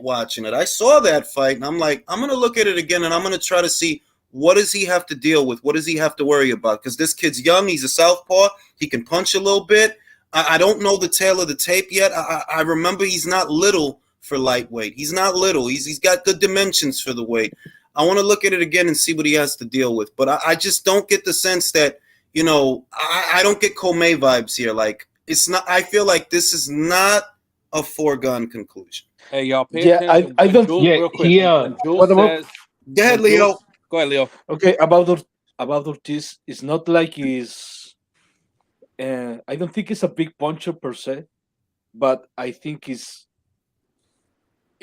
it's not really that tall, but it looks strong. Looks, solid. It looks solid, right? And Julius, look, Lomachenko is gonna have to. Every time Lomachenko stays in the lightweight division, is gonna have to work because he's the smaller guy, and he doesn't have the southpaw advantage against. But wait a minute. Let's say this, Leo, before I pass it to Candace. The thing is, with Nakatani, he was ragdolling Nakatani. You see what I mean? He was ragdolling that man. And I don't know that that's the fight that you're about to have with this kid. That's what I'm saying. I don't know if it's going to be like that to where you just throwing fucking Hadoukens at the motherfucker and uppercut. Like, I don't know if it's going to be like that. Go ahead, Candace. I was going to say this. Somebody already put it in the chat already, and I just not saw it on my Facebook. Dan Raphael pretty much said the Canelo Triple G pay-per-view, it probably did between 550 to 575,000 pay-per-view buys. Dan Raphael just put this on I gotta see Facebook. That. I gotta see that. Let me look at that. Because I don't believe that. I do not. I saw it on my Facebook. I just saw it on my Facebook. Let me see. Hold on. Let me go to Dan's shit and see if that's what he put. Well, as bad as the fight. Because somebody sent me a number today. And the number they sent was 9. I don't know, man. If that fight's already on YouTube, it is. I've never seen that happen before. The pay-per-view like this. The article has come out literally a minute ago. Saturday night at T-Mobile Arena in Las Vegas generated between 550 and 575,000 pay-per-view buys in the United States. Multiple industry sources told Fight Freaks Unite and Big Fight Weekend on Tuesday. One of the sources said the fight had a chance to hit 600,000 buys. Ooh. That's not a good. I'm just gonna be real with y'all. Look, it's still bigger than everything else out there, but that's not a big number for them. Here's the thing. They don't have access to the platform buys. That's from the straight desktop of cable satellite. Remember the same thing Ellerby did. I'm not gonna make excuses for them. I'm not. But what I'm gonna say is, I don't know that you could have DAZN's number. You could have Barstool's number, and that's kind of what I'm thinking. You have Barstool's number, which is more conventional, but I don't know that you have DAZN's number because only they see that. Nielsen Media and TV Research doesn't have access to their number, so how would you get it? And here's the thing. I posted several articles on that, not just boxing stuff, but remember, Jules, how I told you that why they don't release streaming numbers? Because success to Netflix is different than success to Disney Plus, than ESPN Plus, than Hulu. So there's no industry standard on what kind of streaming numbers are successful. So they don't have access to the raw numbers on the platform. Only the platform does. It's not just. I mean, we know what they spent to do the fight. If you spend about $65 million in guaranteed purses, then you have a ballpark figure for what kind of number you need to bring in. So it's not even that. Like, to me, it's more, who do you go to get the DAZN number? You can probably get the Barstool Sports number. I know you can get that one. Who would you go to get the DAZN number? Because Nielsen Media and TV Research, they don't do numbers for them. They only do numbers for cable networks. So I don't know that that's all the buys. I kind of get the sense those are the Barstool buys that you have. Those are the Barstool and the cable and satellite buy, because it was still able to buy at cable and satellite just on a one-off. But that's too lengthy an explanation for the average person. They're not gonna people ain't gonna want to hear that. They're not gonna want to hear that. But I'm telling you, I kind of feel like those are Barstool numbers you have. They have to be, because those are the only numbers you would have had access to at this point. And another thing, it's funny how everybody has Canelo numbers, but nobody else's pay-per-view numbers. Well, how do we know that they're not being fed misinformation? Exactly.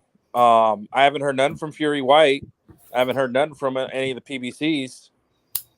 They never boosted that one. They never boosted the White Fury one. For example, the numbers for AJ Usyk are out, right? and you don't hear the American media talking about them. And I wonder if it's because it was successful. Both Usyk and Joshua pay-per-views sold in excess of 1 million buys, but you don't hear the American media talking about them. So I'm very skeptical because I'm like, nah, there's no way that fight sold. Just that, there's no way. I don't believe that. Jules. I know somebody sent me a number this morning, and it was 9. And it's somebody that knows, Eddie. I saw that it's somebody that knows. That's all I'm saying. And the number they sent me was 9. Hey, Jules, real quick. That person that told you that was 9, has he told you before other? Yes. Okay. And that's what we've heard industry-wide. But it's funny how Dan Raphael drops the numbers on this first, but we haven't even got a live gate number. I'm just saying that. I'm just being real. Right? I'm going to be real. I trust my guy more than I trust Dan. I trust my guy more than I trust my guy more than, like, I'm sorry, like, he done told me a lot of shit that ended up happening. So I trust my guy, to be real with you. Well, that's it for me. I believe it. But I'm gonna wait and see. I'm gonna wait and see because the other thing is, I just read through the report. He's not saying what distributor that's from. Exactly. You see, that's the Capricorn in you. You're gonna look for the right words. Like, what's going on? Yeah, because when you have 2 distributors, and they did this before, when you have 2 distributors, like when they reported the buys before, they were talking about Barstool. The rest of the buys, Eddie confirmed, because you won't have access to the zones. Like, you won't. Nielsen doesn't cover their shit, so nobody knows what their number is but them. You have to hear it from them, what it did or what it didn't do. And I find it very hard to believe. 5? No, I don't believe that. And that's not. I don't believe that. And look how he specifically said North America only, Jules. Yes. This is a worldwide fight. They don't even have the fucking revenue and the numbers from the fucking movie theaters yet. I'm just saying, how you getting numbers for that, but you didn't get no numbers for Ruiz and Ortiz, bro? And how many weeks? Like, nah, I don't believe y'all. I don't believe y'all. I'm being real. Like, no, I don't believe y'all. I don't. Whoever you talking to, I don't know who you talking to, but I don't know if I believe you, because you didn't bother with no Ruiz versus Areola numbers. You didn't bother with the Charlo numbers, and you didn't bother with the Ruiz Ortiz numbers or the Thurman Barrios numbers. You didn't say nothing. Dan didn't say shit, and I know because I checked. He didn't say shit, but you got these numbers. Nah, I don't believe you, son. I don't know if I could believe. I don't know. I'm gonna let it wait. I'm gonna wait. Yeah, let it marinate. Did he have the Canelo versus Bivol numbers? The Canelo versus Bivol numbers was in the same ballpark as these numbers. Between no, I mean, did Dan like give out those numbers or not? No, Eddie gave out one set of numbers, which was the DAZN buys, and the other set of numbers, I forgot if it was Coppinger or someone else. It was Ellerby. It was Ellerby. Yeah. It was Ellerby. That it only did 100 and change. Like, fuck out of here, my guy. Like, who? Fuck out of here, B. And this is what I mean. It did 100. It did 100 and change on Barstool. The other distributor, the one that Stefan Espinoza was talking. Did you hear what they said? It did 100 and change on Barstool, but on DAZN it did a little over 400. And when you put it together, it was a little over 500. It was between 500 and 600,000. So I'm like, I don't know that 500 that you talking about. I kind of got the feeling that's Barstool. You don't have the DAZN buys. It's Barstool, and you were still able to order it on Comcast, Time Warner, DirecTV too. Mm-hmm. I don't know. We'll see. I'm not pressed about it because you got to let shit like that marinate. Will says only in the USA. Maybe there's more worldwide. Honestly, believe there is, but we'll see. I don't know. Given the reaction of the gate, that 19.5 thousand people was in attendance. That's a very good barometer for what it's going to do throughout the nation, because 19.5 thousand people cared to show up. That means the fight is hot. And because it was a holiday, I'm like, you telling me that people didn't buy the fight on I don't believe that. I don't believe tomorrow, that. Now, here's the thing. Tomorrow, Eddie Hearn will wake up to something from Eddie tomorrow, shutting him up like he did Ellerby. That's kind of what I'm thinking, because I'm like, I really don't like you're not going to. Nah, I don't believe that. I don't believe that. But they gonna run with it, so it is what it is. Regardless of whatever, motherfuckers gonna run with it. Yeah, that's true. Regardless of whatever, motherfuckers, because they don't want to believe it coming from Eddie. And I'm like, you got to use common sense, fam. That's likely from a cable and satellite company, because those are the only kind of numbers anyone would have access to. Now, whoever's going through their car, mute your mic, because I don't want to hear that shit. I was putting away pots and pans. Thank you very much. But yeah, we'll see, man. We'll see. In any event, I kind of feel, and I maintain this, I think that kid needs to go away for a year or two and let these people fight. Yeah, thin out. Let the hurt thin out. Come back, make his comeback fight in London, Wembley against Ryder.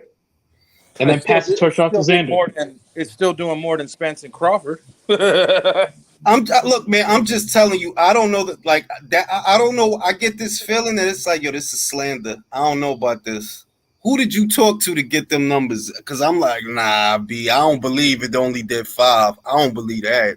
Yeah. No way, bro. We'll see. We'll see. That does not.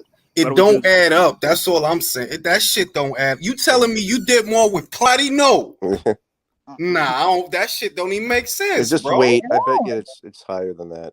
Just wait. I'm gonna wait for it. In any event, like I said, that kid need a break. He need to go away. Let the hurt thin out. Hopefully, when you come back, somebody will have established themselves as a bona fide B-side, so you can fight them. Now, Jules, a question about that. Do you think this is an open question for anybody? Do you guys think that Canelo will be ordered to fight a mandatory anytime soon? Or no? Perhaps, but maybe by the WBA, maybe. Got you. Does he do it? Or do you think he'll just drop the belts? Be like, nah, I'm on my break. My honest opinion is he gonna drop them belts. Yeah, because he's undisputed. He's made one defense, albeit against Golovkin. Like, what more does he really have to do?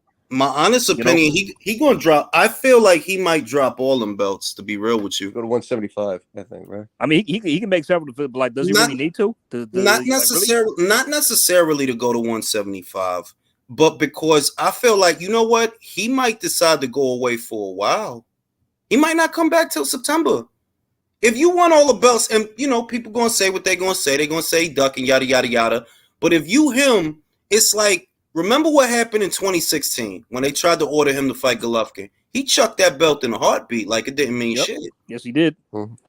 And after you done did all this shit, all these years later, what's it to him to drop all them belts? What's it to him? He don't give a shit. Y'all not gonna tell me what to do. I'm kind of thinking he probably ain't gonna fight no mandatories, but he might fight Bivol, which I think is a bad idea. But that's just us. Whatever, he can do what he wants. I think he wants that rematch. I think he does want the rematch. He might, but I don't see a way for him to win that shit. I don't either.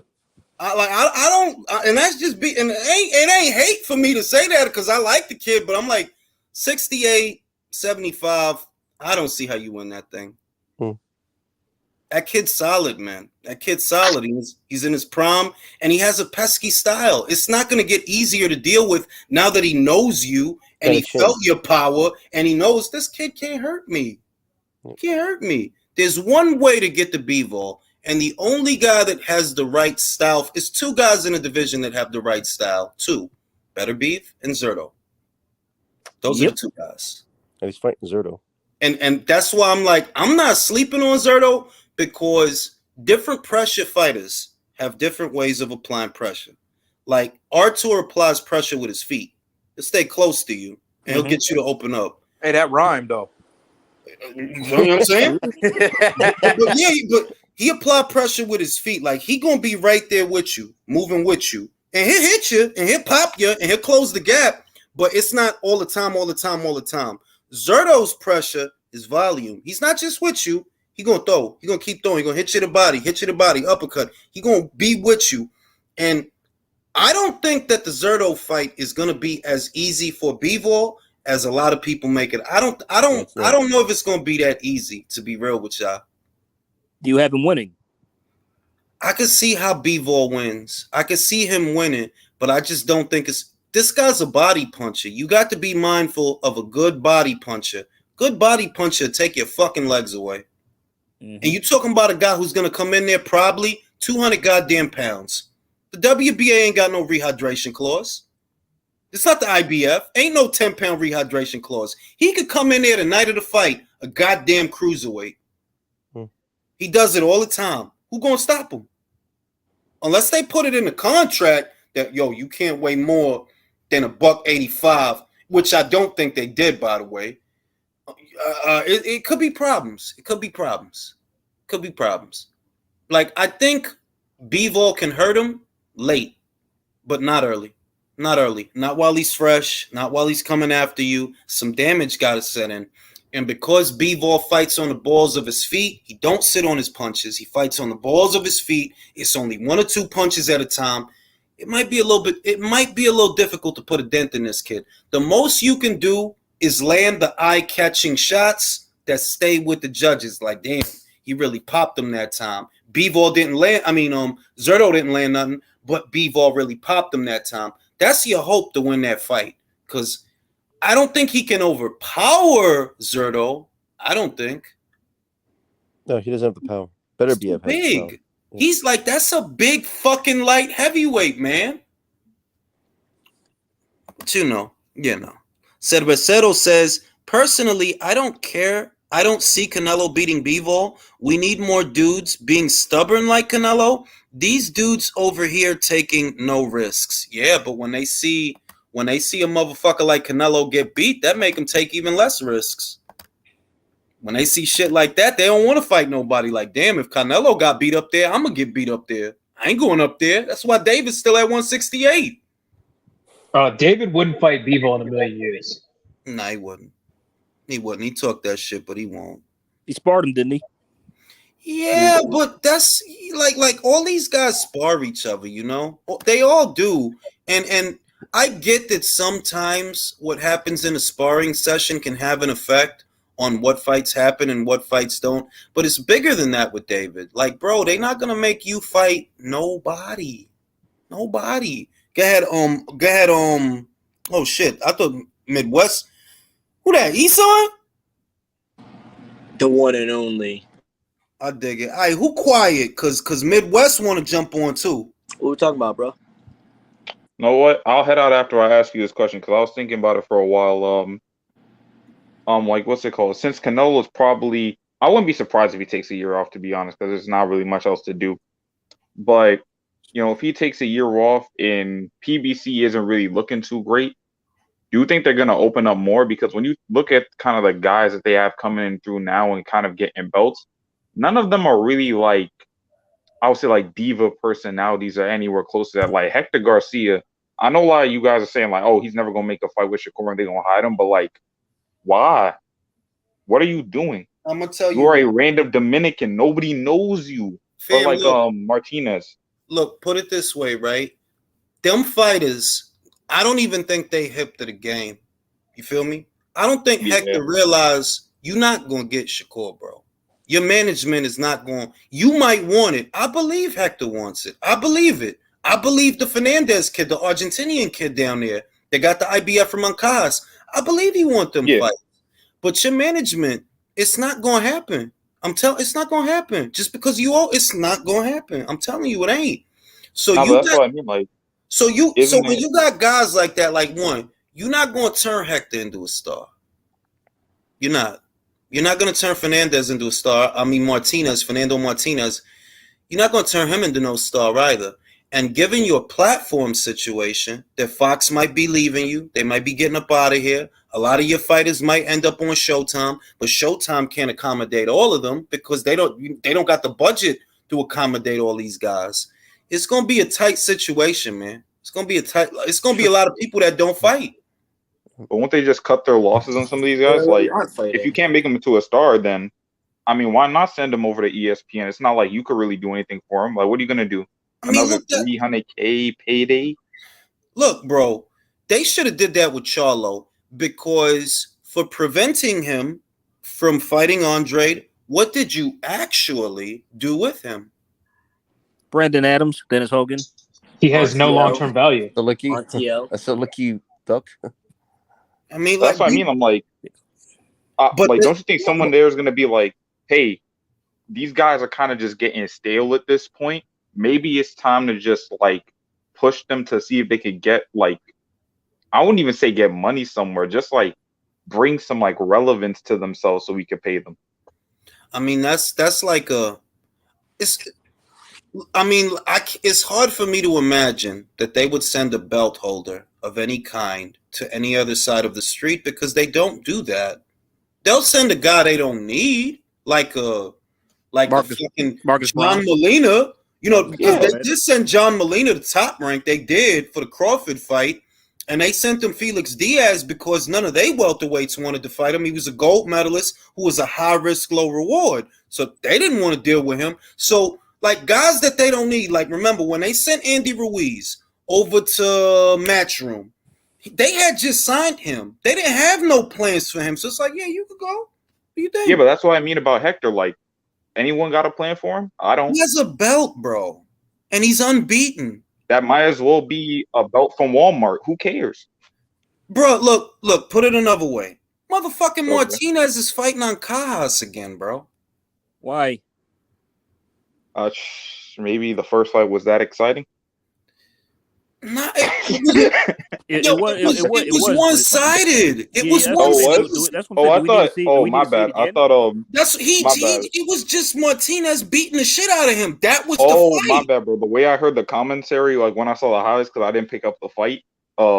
They were making it sound like it was like this back and forth war for like those like seconds. Nah, it was like most of the fight was just Martinez outworking him. It wasn't a fight that needed a rematch, but it's like you don't have any champions for him to unify with. That's one. You don't have a deep stable in that division. That's two. So what are you going to do? What you did with Leo. Make a rematch between him and Abner Mares. Make a rematch between Cajas and Martinez. That's what they doing. With Stevenson, with Adonis Stevenson, same shit. They didn't have all the light heavyweights. So what they did, they had him fight Fonfara again. Nobody wanted to see that shit, but they did it. So they made him fight him again after Joe beat his ass too. Yeah, Fonfara. It was after Joe smoked him. Don't believe me? Look up the box rec. Don't believe me? That's terrible. Why is Cajas? I mean, why would Martinez have to fight that dude for what? He beat the shit out of him. What we seeing this again for? Because y'all don't got nobody else for him to fight, and y'all don't want to send him away. We shouldn't be seeing a rematch, but we are. That shit's insane, though. It's like even isn't Kazuto Ioka not even really signed to nobody? My God, there are fights galore at super flyweight. There is all type of fights you can make. Why is he fighting this guy again? Well, Chocolatito's at Matchroom. Estrada's at Matchroom. Ioka just fought, but did y'all even try to get Ioka? No. How do I know? Because Ioka said he was in talks for Ioka said he wants the winner of Chocolatito versus Estrada 3.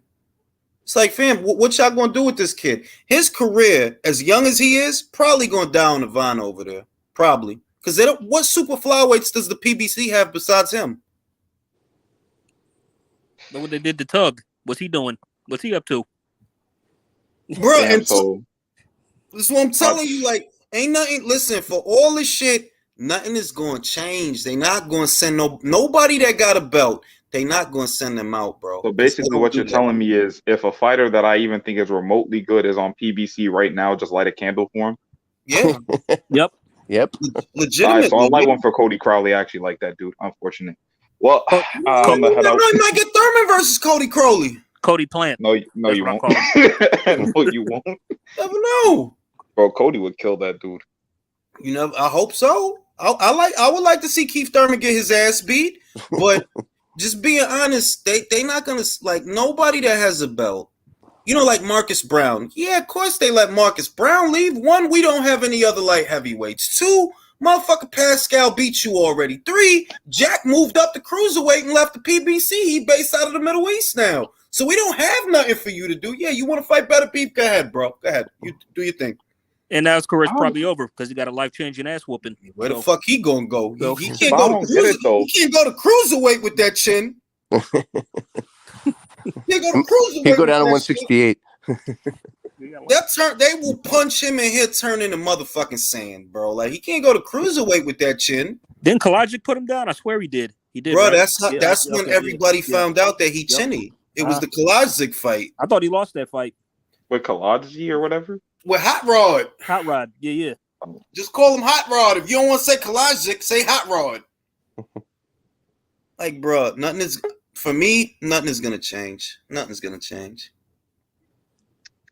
Well, that's a depressing end to the night. Good night, guys. See you later. Nice. You know what I'm saying? Just be real. Nothing gonna change. I got a question, Jules. Go ahead. So I know you're probably going to answer this later, but we have a good heavyweight fight coming up, and I think it's now time to talk optimistically about the fight coming up. So Joyce and Parker, who are you going to have? Or are you going to put that on the next relay coming up? I mean, I'll put it. I mean, I'll do a why, but this is the condensed version of the why. I have to trust Joseph Parker, who was dropped by a very over-the-hill Derek Chisora in the very first round of their very first fight. I have to trust that you're going to be able to assert yourself and hold your own against the bigger, less war-torn, more physically imposing guy in Joe Joyce. And I understand that Joe is flawed. Like, I'm not saying that he's not, but do I trust Joseph Parker? For me, it's less about Joe Joyce, and it's more about Joseph Parker. Do I trust this guy? No. Where you went 12 with Junior Fa, Lucas splattered him. He fucking splattered him. In a round. I don't trust that guy. Like, I can't. I'm like, look, he got a lot of tools. He got good hand speed on the inside. He could take a decent punch. You know what I mean? Great jab. But Joe, I know what I'm getting with Joe. For all his flaws, I know what I'm getting, and I know it's a killer in there. With you literally let Derek Chisora, after you dropped him, you let him walk. Literally, go back and watch it. It's like something out of a cartoon. Yep. Walk back to the corner and perch himself, and you let him get slide on, waiting to set you. I'm like, fam, jump on him. You just dropped him. I can't trust that guy, and I can't. I don't trust him. I don't trust him. They keep talking all this Andy Lee shit. Now Andy Lee turned. I'm gonna have to see it to believe it then, because I don't believe it. I don't believe it. Bro, I think you can see Andy Lee trying to bring like the dog out of Joseph. I just don't think he has it. But you can see that he is applying more like offensive vigor to his style.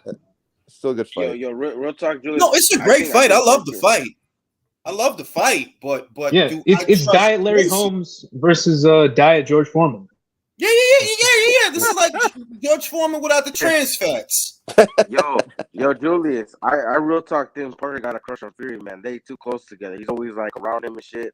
And they be grabbing each other. Yeah. Some fishes going on over there, bro. Listen, bro, I seen the featurette that they did for the fight, and Parker was like, Tyson Fury's like my brother.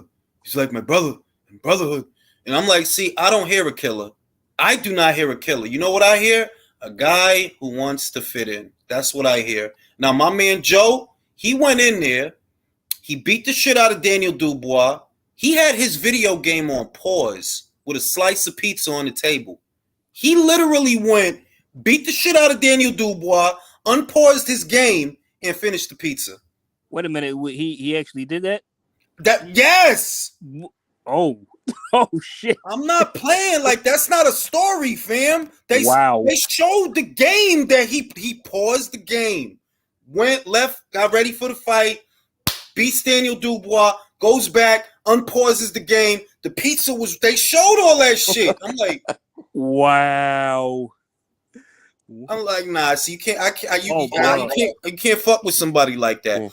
And this is another thing. One thing about Joe Joyce's fights that people haven't noticed that can kind of explain why sometimes he doesn't look good. That's my brother. He actually had a fight this year, so I'm expecting a sharper Joe Joyce than the one that fought Christian Hammer. I'm expecting him to be sharper.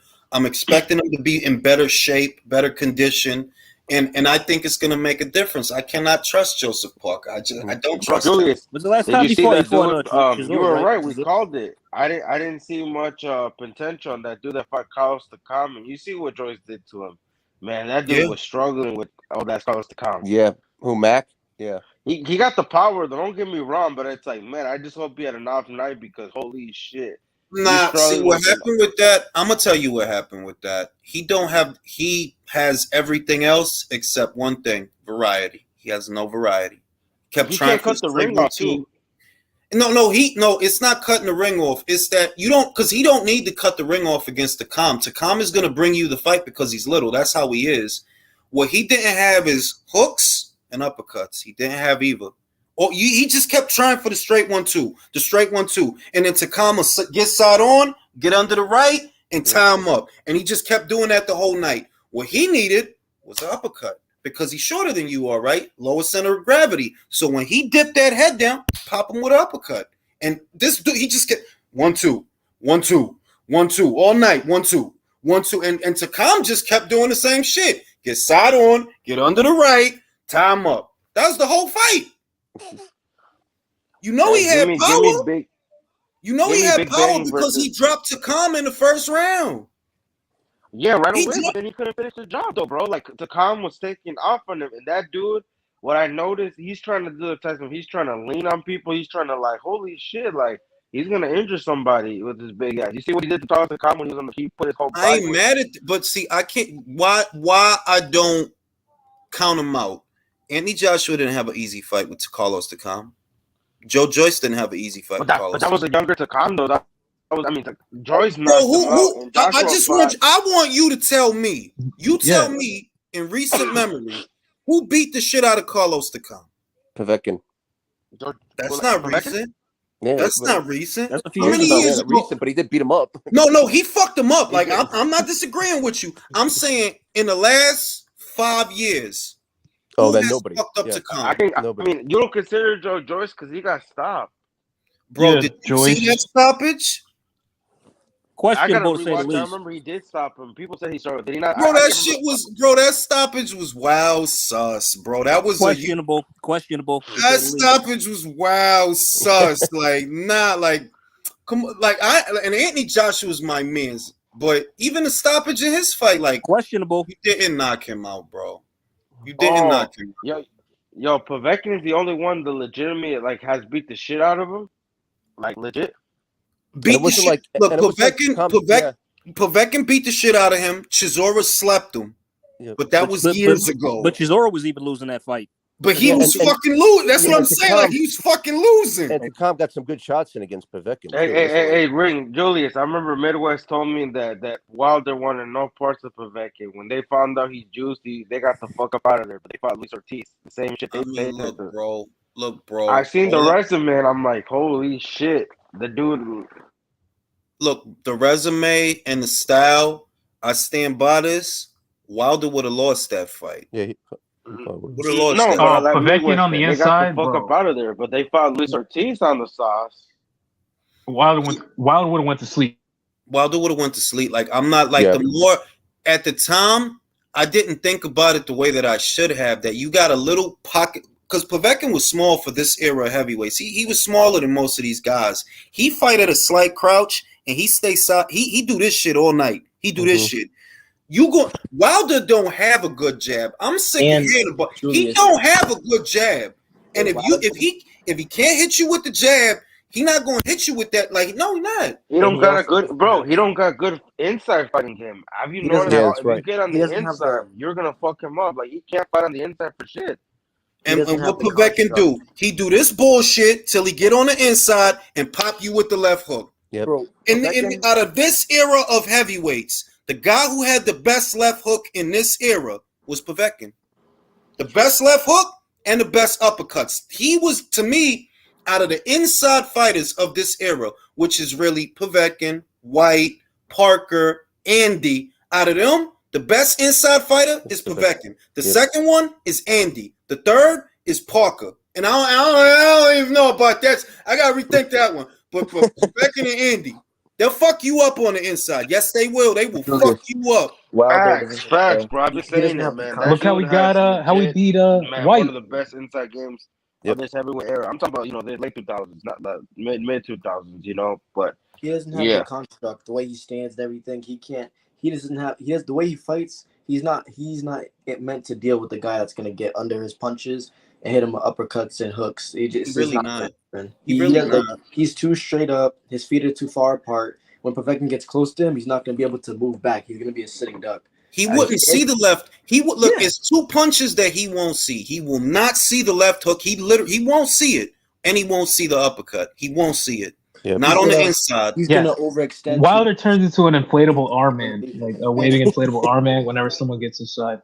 And Wilder don't have the ring savvy because look, if you ain't got no inside game, we as boxing fans, we all hate it, but it's smart. When you don't have inside game, if you feel the guy getting tie his ass up, tie him up quick. Fuck it. Tie him up. Smother him. And Wilder don't got the ring IQ for that. Vladimir. Wilder should have took some tips from him. Shit. He was another guy that had a great left hook too, by the way.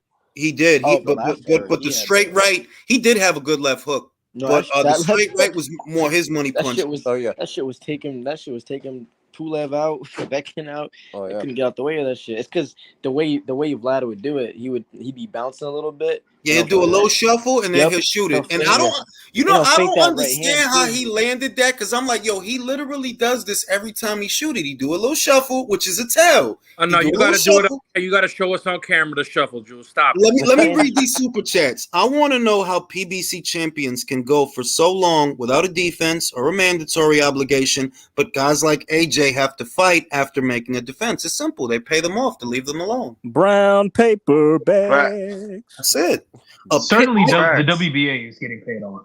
Oh, of course. I pity any young person who watches Wilder in the future and thinks his technique is a good idea to try. Wilder fight like a dude outside, like a regular street dude. That's how he fight. Like with the windmills and all that. Yeah, legit. Like that's how he fight. And yo, I seen Sam Jones. He was like, you can't win a bronze medal if you ain't got no skills, bro. You ever heard of regression? When you fight too many soft punches, and that happens, bro. And it happened to Wilder. I said that myself. That look, you don't just go through the amateur system and make it through the Olympic trials and actually medal if you have no skill. No, you have to have something. But he fought cab drivers for 7 years, bro. He fought cab drivers for 7 years. Yep, he was never developed. So yeah, exactly. You talking about the amateurs. Well, that's 3 rounders. When you in the pros, that's 6 rounders and 8 rounders and 10 rounders and 12 rounders. And 12. You know what I'm saying? But yeah, I think Povetkin would have got him, to be honest with you. The more I think about that fight, I'm like, y'all swerved him for a reason. Hey Julius, somebody on Twitter said that the way he fights is like the fights that I used to see in junior high school. I'm like, bro, some of them actually have more technique than his fights. Like you actually saw he's a slap boxer. Matter of fact, y'all remember Out in Living Color when the character that Jamie Foxx used to play, Wanda? Yeah. Y'all remember how every time Tommy Davidson wanted to fight her, she would just wave, and that's Wilder. Go back and watch the Washington fight and tell me that's not what Wilder was doing. Yeah, exactly. That's the Washington fight, bro. Also, when he knocked out what's his face, Audley Harrison too. Yeah, Audley. Yeah, same thing. Right there in 1 round. Aaron S. Baker says Polo came back into the chat, boy. I don't know. I guess Aaron like you, bro. Fuck with you, bro. Fuck with you. No, I know Aaron Baker's ugly ass, man. That dude's hilarious, bro. Like, trust me. I think he said some. I'll send you a DM of what he said. I think he was on here last time. No, I remember Aaron from the Facebook days, bro. I schooled Aaron one time. I'm not trying to shit on you, Aaron. I'm just saying that I did school you that day. I know, bro. I know. I'm already knowing, bro. You know what I'm saying? But I used to try to shit on Aaron. I fuck with Aaron. He showed the channel a lot of love, so I don't mean it like that. But I remember we was debating some shit, and I had to ring IQ his ass. Hey, he said, lo llevé a la escuelita, easy work. Real shit, yo. I just had to ring IQ him real quick. Back when, because Facebook doesn't do it anymore, but Facebook used to let you do like a multi-screen, and for some reason they took away that feature. For some reason, I'm just gonna say it right now. I'm gonna say it right now. My boy Sal's making the shirts. Mexicans for Gervonta Davis. He's gonna stop Ryan. Fuck that Tiva. You think he's gonna stop him? Oh, I'm going for Gervonta. We don't like those fucking. Let's talk fake about Mexicans. it. I mean, look, if they fight, I'm gonna be real. If they fight, from the bottom of my heart, I don't give two fucks. Oh, I don't either, but I want the mental. Does this mean you won't be buying? Will you be buying it? No. No, I'll buy it because I just want to see somebody get knocked out. Like if Ryan were to knock him out, I would laugh. And if Ryan got knocked out, you'd laugh as well. I would laugh if Ryan. If you really look at it, Tank gets knocked out. It just will bring me more joy because I get to troll his fans. But other than that, either one of them losing brings me joy, so it don't matter. It actually might be a cherry pick gone wrong. Okay, say hi to mom. All right, bye.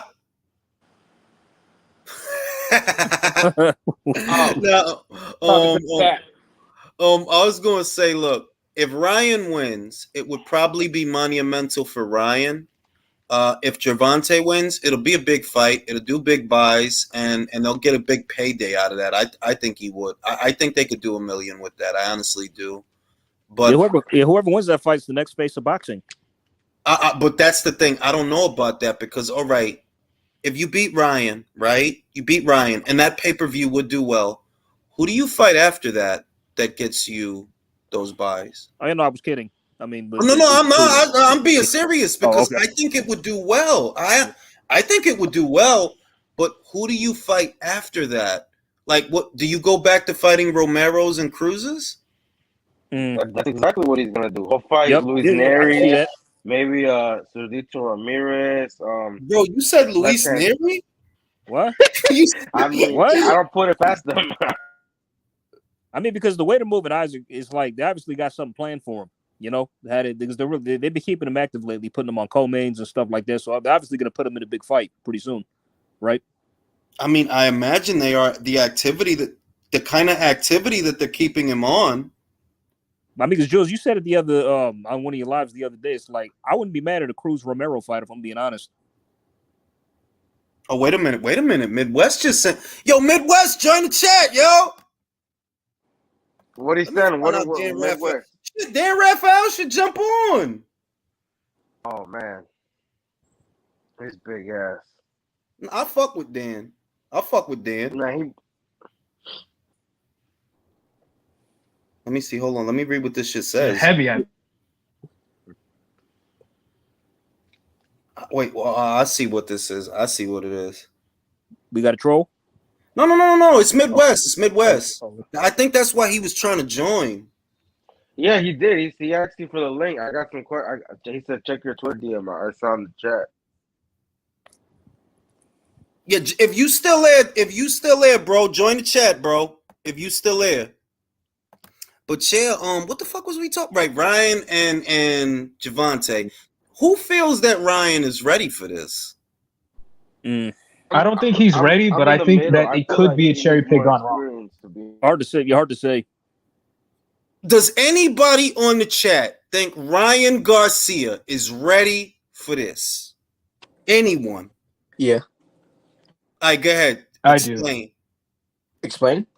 Yeah, well, he ready. He's ready for this? I mean, I think he's ready as going to be. I mean, there's nobody else to fight to prepare him for this. Well, I mean, he has been fighting a lot of southpaws lately. Exactly. Exactly. Yes. So exactly. So he's as ready as he's going to be. Do you like his chances? Yeah, I give him enough. I mean, I saw Rolly winning rounds. I mean, I think Ryan can. I mean, I'm not saying he's gonna definitely win, but he has a chance. He definitely could win that fight if he clips Tank, and it's looking like, and he could probably decision him just off activity.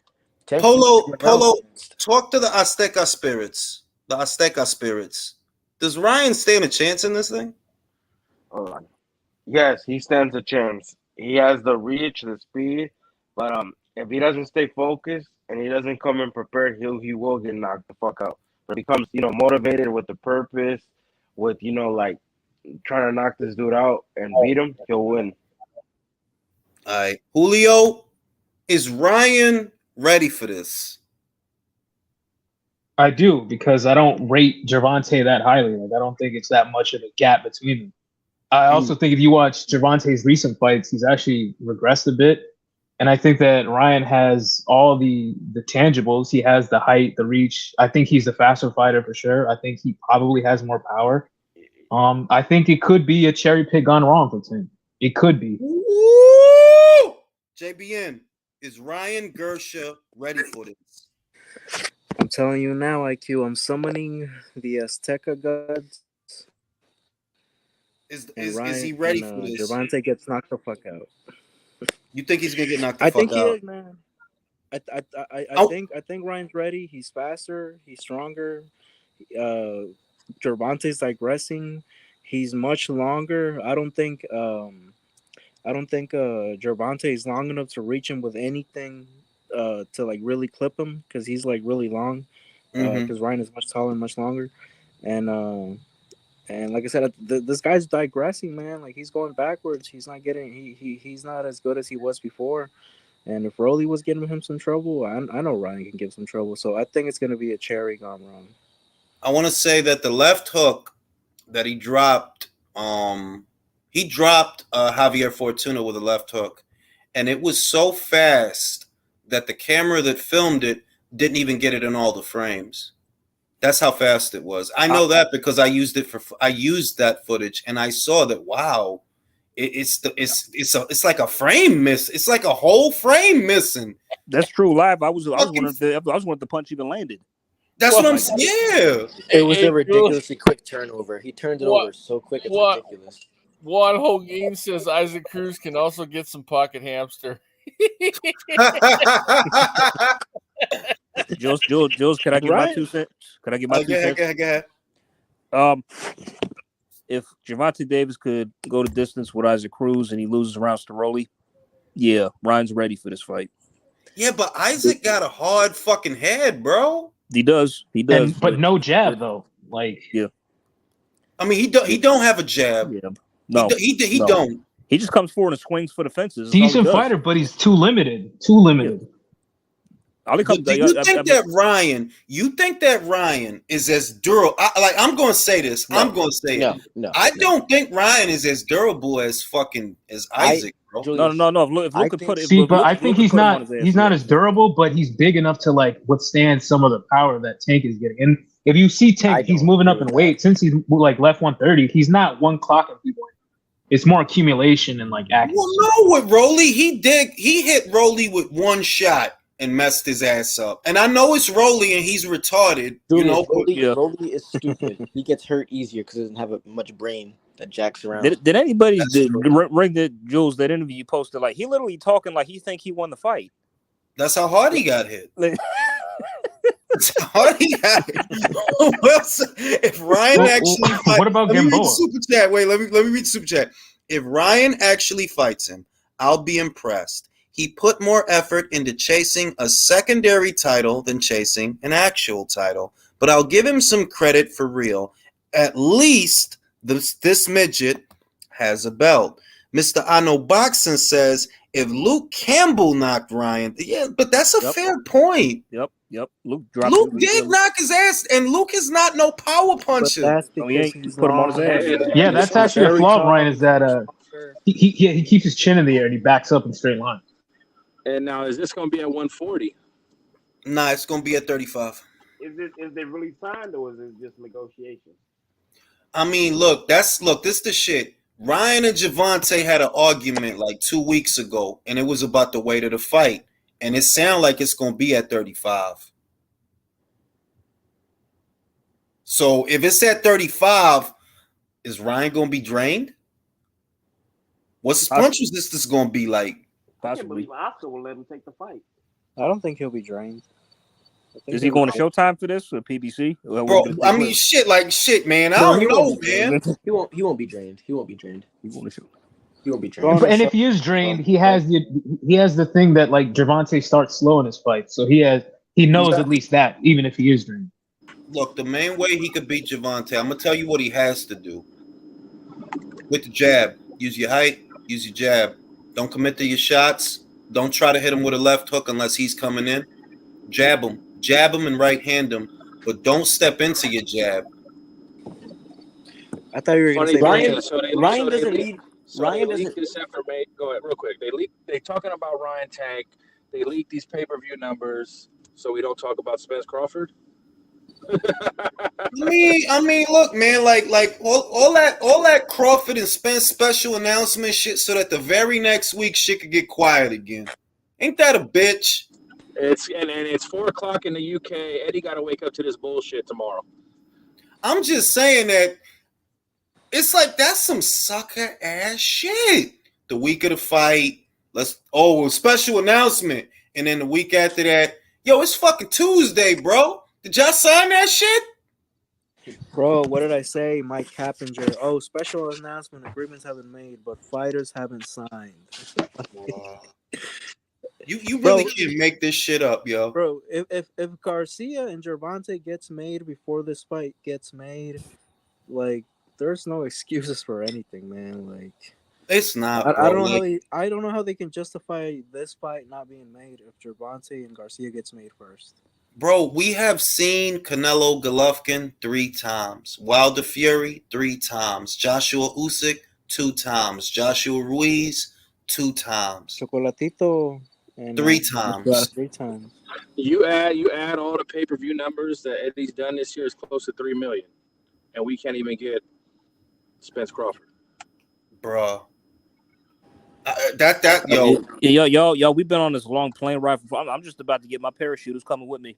No, because but see, that's why I'm not invested no more, bro. If they don't fight, I really don't fucking care, bro. Like, oh well, y'all don't fight then. Oh well, we still got a lot of good substitutes to keep us busy. So that's what I'm saying. Like, don't forget, bro. Don't forget. We are about to possibly get AJ Fury agreed before Spence Crawford, and they've had a year to negotiate this fight now. Eson, can I ask you a question? Yeah. Why is Manuel Charles saying that he gonna fight Fury in December? Wait, what? Yes, I have the screenshot. I have the screenshot. Matter of fact, let me put it up for y'all. Oh God! And you still didn't show us the Klitschko shimmy. Are you saying Fury ducks Joshua? No, I'm just telling you what I'm looking at. Motherfucking Manuel Chaw posted this shit to his social media, and he's saying he's fighting Fury in motherfucking December. Why is he saying that? He still fights, right? Yeah, he knocked out Chris Lovejoy, bro. Oh, Chris who? He did though. He was clout chasing Joshua, bro. He was trying to get some attention again. I'm about to post this shit. Chris Lovejoy sounds like an R&B singer. Got the love and the joy. Yeah. Hold up. Yeah. That's from his Instagram stories. Whatever, I'll file it under Who Gives a Shit. I'm just saying that why would he be under the impression that he's fighting Tyson Fury? Why would he think that? It says, I promise you in December, I will smash your pretty face, you big Dasa. I focus on the green and gold belt is coming home. Why? Because why does that say Mahmoud? Why does that happen? Because he changed his name from Manuel to Mahmoud. Yeah, why does that say Mahmoud Char, man? That's what I was gonna say. What do we call him, Manuel or Mahmoud? What do we call him? His new name now, since he changed it, is Mahmoud. Okay. Did he suddenly become Muslim? Fury fucking saw like, damn, AJ gonna take the fight, and then they're like, well, damn, we'll make more money in Saudi. No, figure something out. I'm just telling you. I'm just telling you. There's no reason, based on what's been going on the last couple of weeks. Ain't no motherfucking reason in the world that man should think he gonna fight Tyson Fury in December. There's no reason. You know who Fury talking to. Everybody know who Fury talking to. Why does this guy think Fury gonna fight him in December? Because why would he think that? They probably are gonna fight. Fury was just talking. What happened to the Joshua fight, bro? Man, Fury just talks shit up his ass, bro. Ese güey habla del culo, por eso es culo el güey. Say that in Dominican Spanish, though. Everybody in the comments is saying mamón. Mamón. Mamá huevo char. Mamón, no mames char. Oh my God, that's funny. That's culo el güey. That's why he only talks shit. Oh shit, bro! If I swear to God, it'd be fucking fights manual char, bro. That's a duck, no? Yep. We're getting Fury Char before Spence Crawford. Bruh. We better not. We better not. But I don't know, man. The thing is, I don't know how y'all feel. Do y'all feel like we're gonna get Joshua Eason? What do your psychic Rhode Island eyebrow powers tell you? I mean, I thought we were gonna get it because everything's going on, but I mean, now. Do you feel like you gonna get the fight though? Do you feel in your eyebrows that we gonna get that fight? No. I don't trust Tyson Fury, but I do trust AJ. JBN, what do the Azteca powers tell you? Are we gonna get that fight?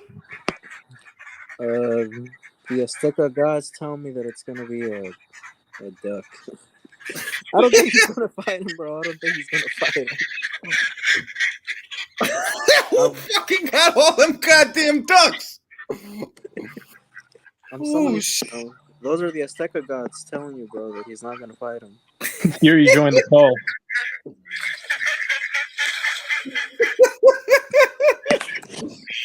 Hey, hold on. Let me go to Jay. Jay, what do the boxing guys tell you? Do you honestly feel that they're gonna make that fight and we're gonna get it this year, Joshua Fury?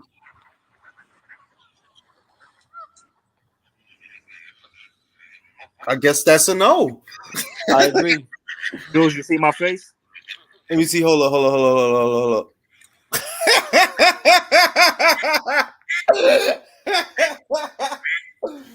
Yo, listen, man. I haven't looked. I didn't want to be presumptuous because I don't know. I'm gonna leave the door open for whatever to happen, but it is a little hard to believe. That's all I'm saying. I'm letting it play out. Country, do you feel like that fight gonna happen? At this point, no. You don't. I just feel like you're blowing smoke. Who got all them goddamn ducks? Sorry. No, I'm kidding. Ain't me. I don't know. So you don't feel that fight is going to take place before this year is out? You don't feel it's going to take place? No, I don't. Because Julio, is that fight going to happen? Not this year, but it will happen. I don't know, man. I don't want to say no shit. I don't want to be presumptuous, but I'm like, bro, I don't really feel it, but you never know. I could be wrong. I don't feel that shit. It seems too good to be true, Ring. man. Ring, I got a question for you, bro. I know obviously Manuel Char is not ranked top 10 anywhere. Was Manuel Char at one point ranked top 10 in the heavyweight division, right? Like ring, box rec, whatever. Wasn't he top 10 at one point? I believe when he fought Povetkin he was, but after that, no. Okay, I believe when Bradis knocked him out, where was he ranked? Was he top 10 when Bradis went up? I don't think so. I think Povetkin had knocked him out before that. I don't think he was top 10 when Bradis knocked him out. Didn't he fight Vitali? So he should have been ranked high.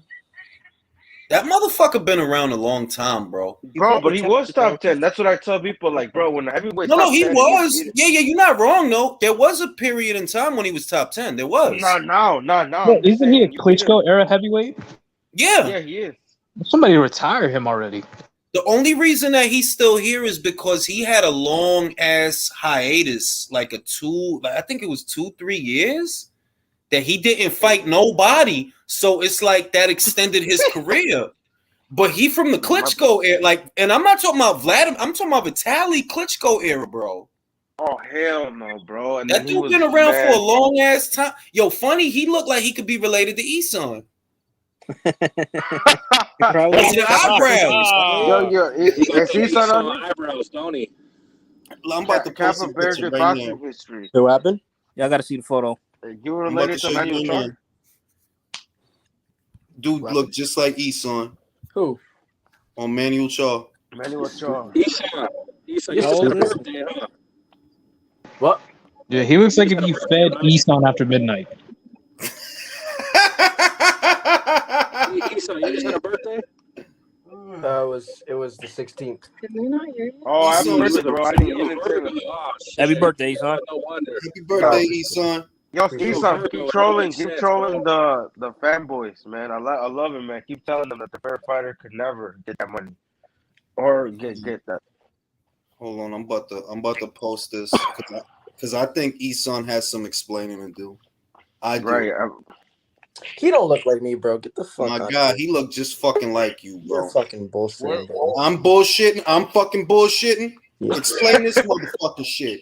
Explain this shit. Hey, Hold up. hey, at least they're not calling you. At least they're not calling you Black Cops, bro. That's a whole different story. That's not fucking Eson on the screen. That's not Eson.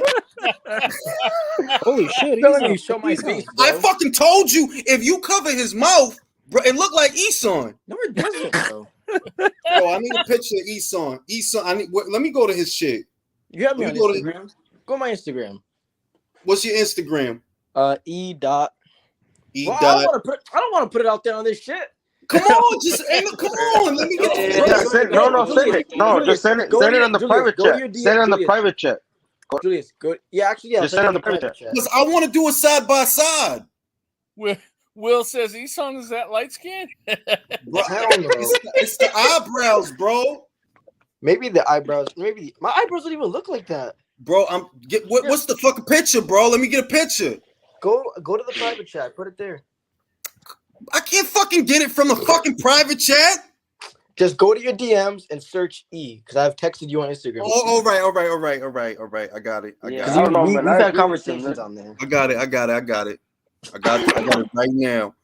My God, see, this is exactly what the fuck I was talking about. Oh, hell no, bro. What you gotta do is cover they pause, because I don't want to sound weird. Bro, don't put none of this shit on Twitter. Don't put a picture of me on there, is what I'm saying. Like, don't tag me in no shit on Twitter with a picture. I'm gonna put the shit right here, bro. Okay. Nah, because motherfuckers have done that weird shit before. I should be tight. Bro, motherfuckers is weird, bro. All right? I see the resemblance. Hey, Eson, keep trolling the fanboys, man. Tell them that the first fighter couldn't get that guaranteed, and they'll never be able to sell the T-Mobile arena. Bro. Yo, Eson, what's up with your boy Lefty? Do he know boxing? Stop it. Lefty cool. Hey, I ain't involved because apparently Lefty is one of the people that don't like me for some motherfucker. I don't even know the motherfucker. You know how it goes. You guys just mess with different crowds. It's whatever, though. Who cares? That's not Eson?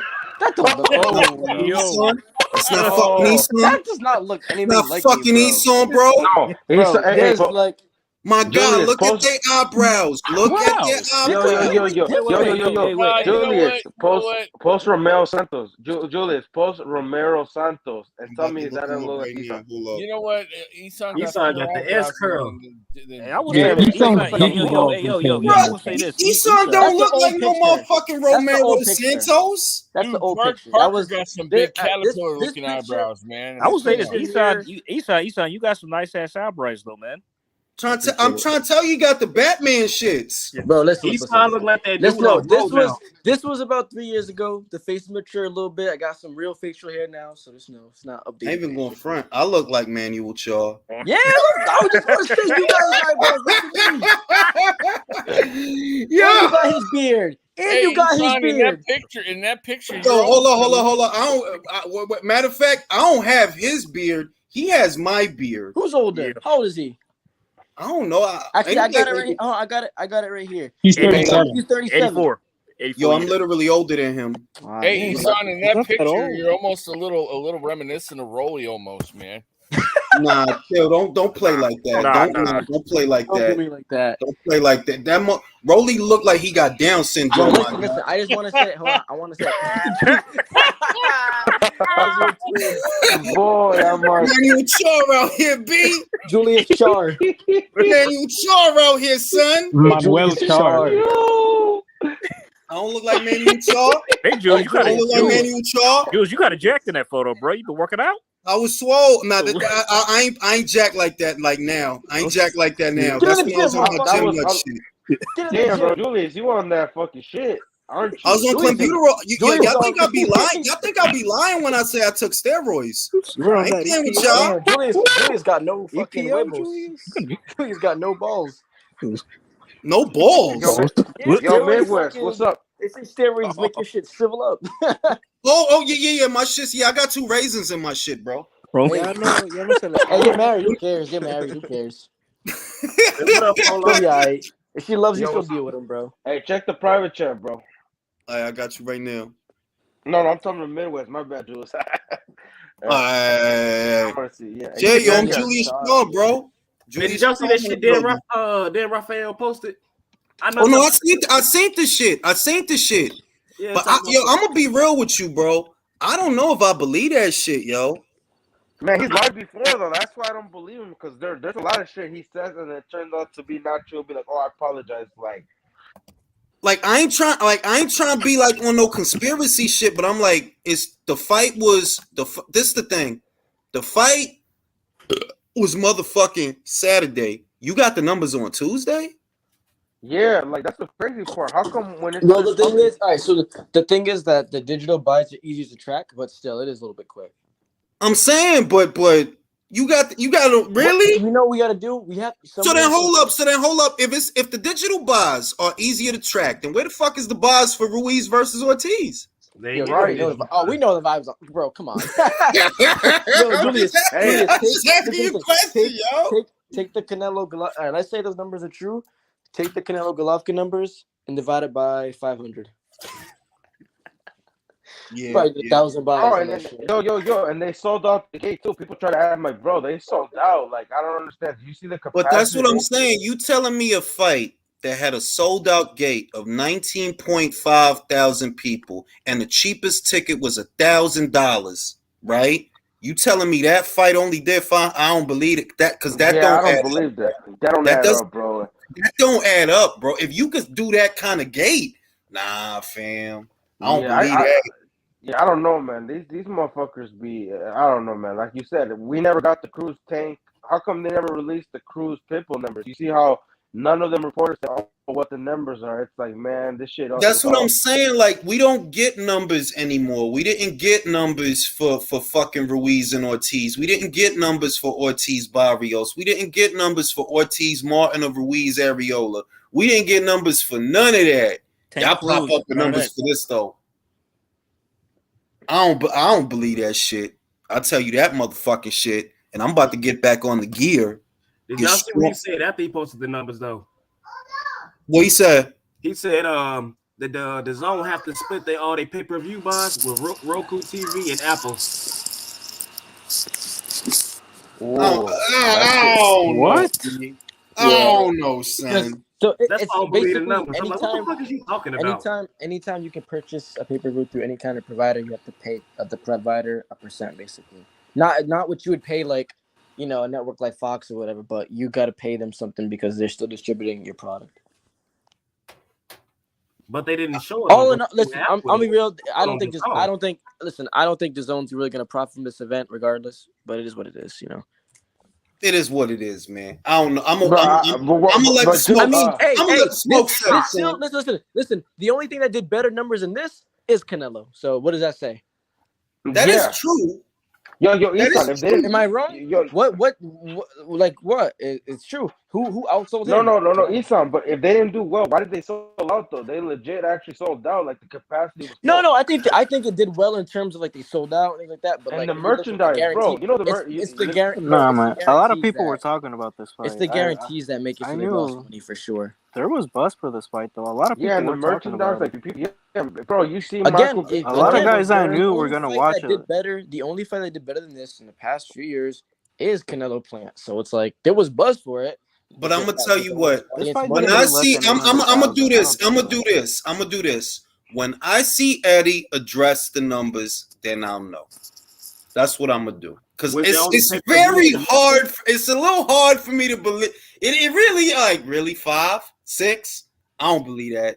I don't believe that. No, I think they did. Golovkin is 20 times the name. Golovkin is 20 times the name Bivol is, and Bivol's supposed to have done 530, which is like best. So I'm like, I don't really. It's well, hard. Golovkin hasn't really been hot the past few years though. Yeah, but his name.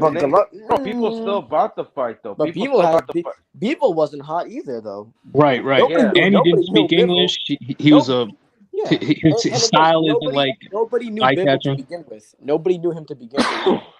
No, but I'm saying Triple G when they ask, because they gonna ask Eddie about the shit. They gonna ask him about the shit, and based on what he say, then I'll be like, all right, I'll accept that. But like I don't understand, Jules. Even if it does 500, don't they make some like, bro? Look what the percentage is of the pay-per-view plus the subscription. It's like they make something out of it. I don't know why people it's a lot of pirating and streaming. It's like we gotta look into that. But I feel like when you get a certain amount, like I don't know, bro. It's just something $1 million is like. Because with today's market, like not a lot of fights would do that unless like people be stealing fights.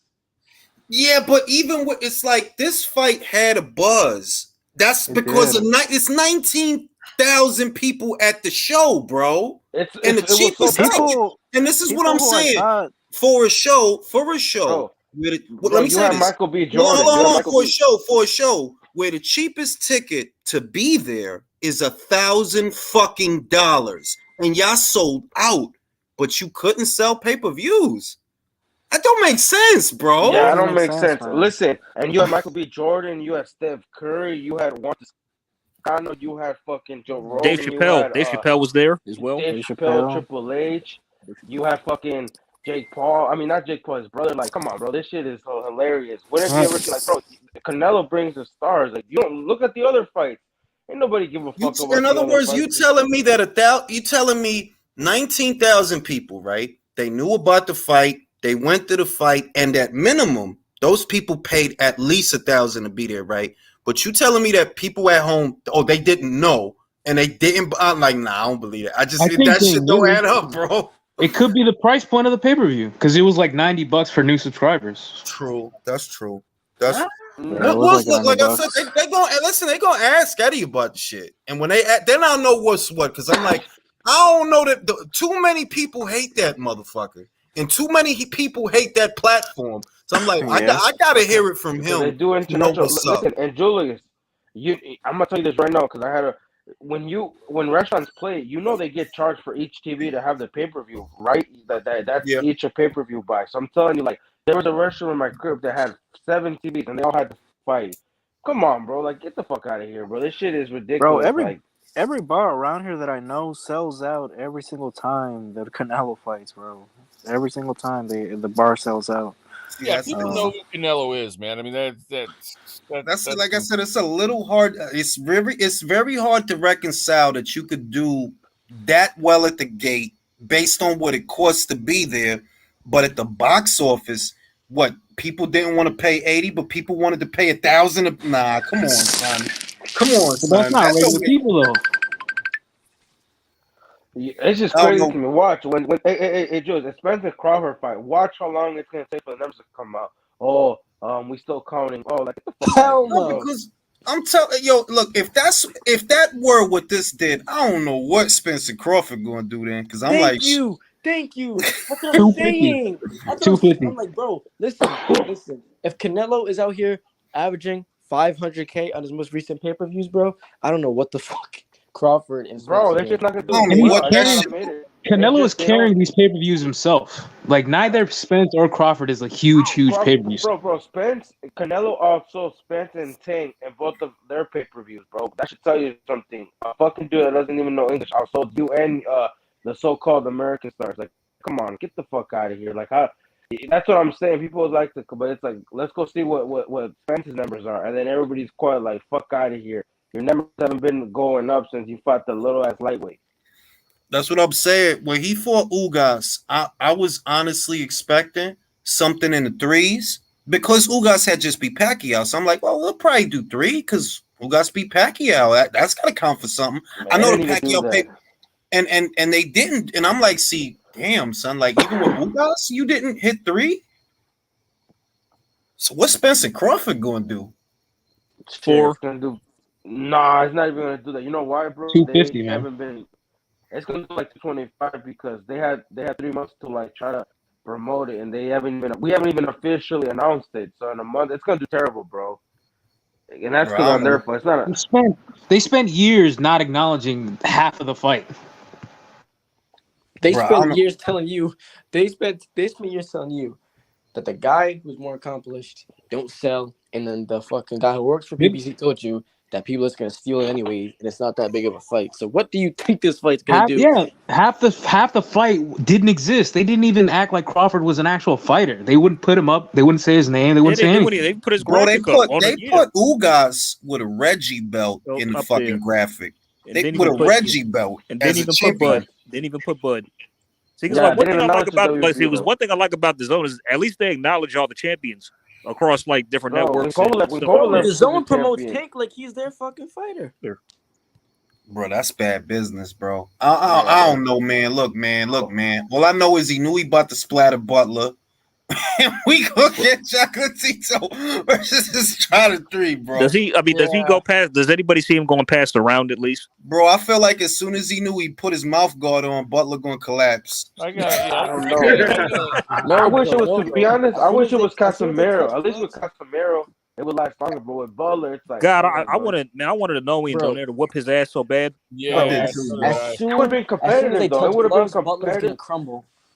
Bro, at least with Casemiro would have went out swinging. This dude Butler, I don't even fucking, bro. He's gonna get. Casemiro would not have gone the distance with Inoue. No, I'm not saying the distance. You hear what I said? It would be competitive with those 4 rounds at last. But we can say he not wrong. I think it would have been. I think if it would have been Casemiro, it would be a little bit more competitive than Butler. I feel like as soon as Inoue corner put his gum shield on, motherfucker Butler gonna be laid out already. I give bro, as soon as they touch gloves, he's gonna knock him out with a feint. Isan, you must have forgotten what he Oh, wait, yo, what's the name of that dude? You gonna knock him out with a feint? That joke is always funny, bro. Yo, what's the name of that dude who bowed against the French heavyweight guy? That's exactly that's what Butler gonna do as soon as the belt goes. Motherfucker going just taking me like, you got it. He had a belt. You had a belt. As soon as the referee gives instructions and they touch gloves, Butler's gonna grow hair. Oh hell no! Swear to God. I will forever support his fights though, because he's doing boxing a huge favor by getting bodied.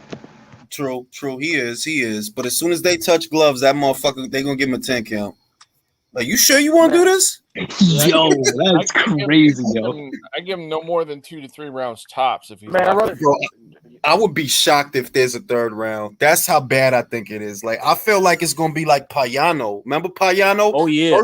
First motherfucking 1-2 he threw, that motherfucker was out. Bro, I posted that was some crazy ass shit so many times. Like that's the best one to have ever seen in my life, dog. Bruh, as soon as he landed that shit on Payano, went down. He got his foot inside Payano's and landed that 2. And the way he turned it over, got all his weight into it, bro. Holy fuck.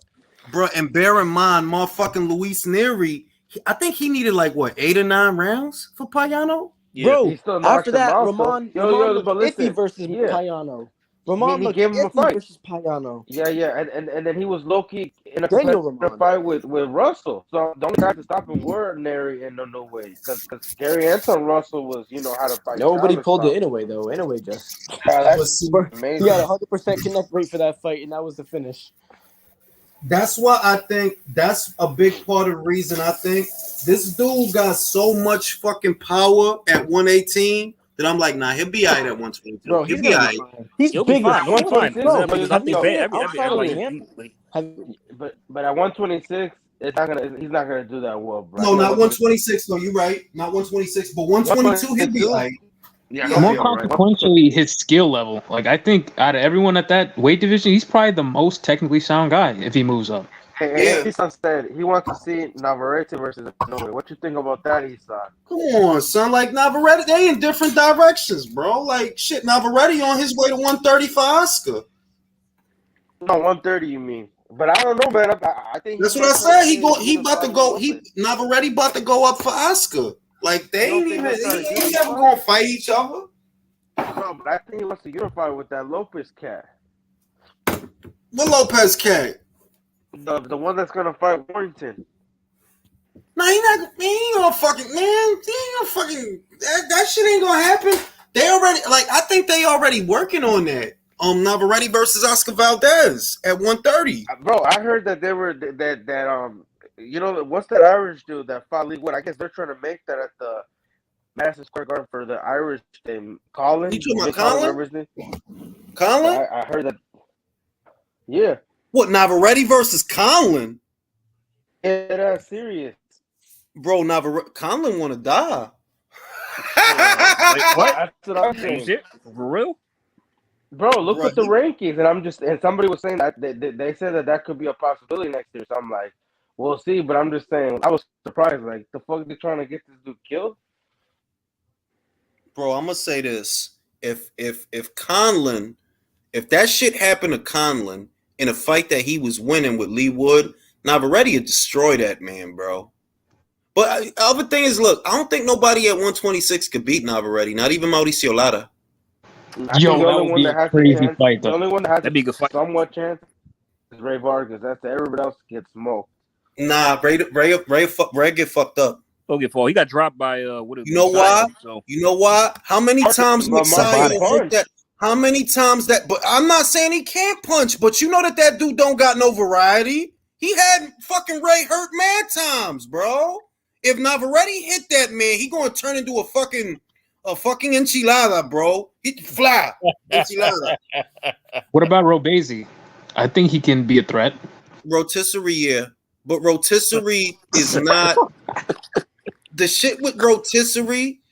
He got a high ceiling, and he's no. I'm saying for right now, I don't think he could beat Navarrete right now. Not right now, like if it was next. Bro, he could put in a swisher for sure. Yeah. Bro, he got dropped by Adames Lopez and almost stopped. Like, that should tell you. And then after that, like, they kind of, probably looked at it like, yo, let's give him some fights where, because that dude was a puncher and he almost fucking stopped him. So I'm telling you, and that dude was let's just say he's not someone that you should be getting almost stopped by. So I think they're just gonna build him up to see what he can. But yeah, he's not ready for the. I'm gonna say this. Navarrete's ceiling is 130. Even though he won his last fight, you seen that shit. That motherfucker was getting in his ass before that body shot. That motherfucker was fucking Navarrete up, bro. Like, he was piecing him up until Navarrete closed the man, get the fuck off me. But you don't think he was timing him? Because that body got no fucking, like, he's not a bum. Or he's not, he gave Ali. I don't think he's a bum, but it shows that, like, it's guys at 2'6" that, they could do all right for a little while. So at 30, yeah, like, I would like, you know what I would like, even though it probably ain't never going to happen, Hector Garcia versus Navarrete at 130. Well, that would be. Me too, yep, but nah. Good ass fight. I would like Navarrete versus Colbert. Oh, God. Colbert. Oh, man. Julius, stop that. That shit. You want Cobra to get destroyed, don't you? Nah, you know what I would like to fight? Honest. You know what fight? I don't know if you've seen it. I would like Navarrete versus that Rocky kid. You know the one that's been fighting on the zone? They got that one round knockout. He's been fighting on the Mexico shows. What do you think about a fight between him and Navarrete? Which kid? Rocky Hernandez. Rocky the one Hernandez. that fought on Hernandez. that's been just. That's a good fight. No, that's a good fight. But I favor Navarrete. Jessica Sella says, funny how Marcos and Marco Ortega reporting Nello versus Triple G sold 500,000 only pay-per-views, but have not tweeted or commented on Fight Hype's video of Benavidez's rant with PBC not getting him all, Plant, Morel. Yo, that's why I don't trust it, bro. That's literally why. The timing. It's like, it's Tuesday, bro. Who y'all talk to get these numbers? Because y'all don't have access to the zone's numbers. We know, like, y'all don't. The only numbers you would have access to would be the cable and satellite numbers. But I don't know. I don't know. The shit Mark look weird. is gay, bro. Mark wears Come on, dresses Mark on his free Ortega. time, bro. Bro, Mark's gay, bro. I don't know what. Mark Ortega looked like a more gay Dawson's Creek. James Vanderbeek. Mark, bro, I'm telling you, Mark wears dresses on his free times and says, "I like to explore new things with this gay ass." Listen, he looked like somebody took James Vanderbeek and filled him full of estrogen. And he just fucking goofy goofy. motherfucker. He was hyping Ugas. He was hyping Ugas up, saying the most wildest shit, bro. I'm like, man, get the fuck out of here, bro. Like, them company men be gay. He looks like an extra moist Jared Leto. Yeah, and I hate Jared Leto, bro. Like, I really hate like, what's so dope about Jared Leto? Like, why everybody be bugging off this dude, bro? When he got the shit beat out of him in Fight Club, that's one of my favorite scenes, bro. It's one of my favorite scenes. I wonder what Mark's reaction when Wild and Pine got their ass whooped, man. I would have loved to see him on Twitter that week. Bro, you know what the shit was? You know what motherfuckers started saying? Their coping mechanism.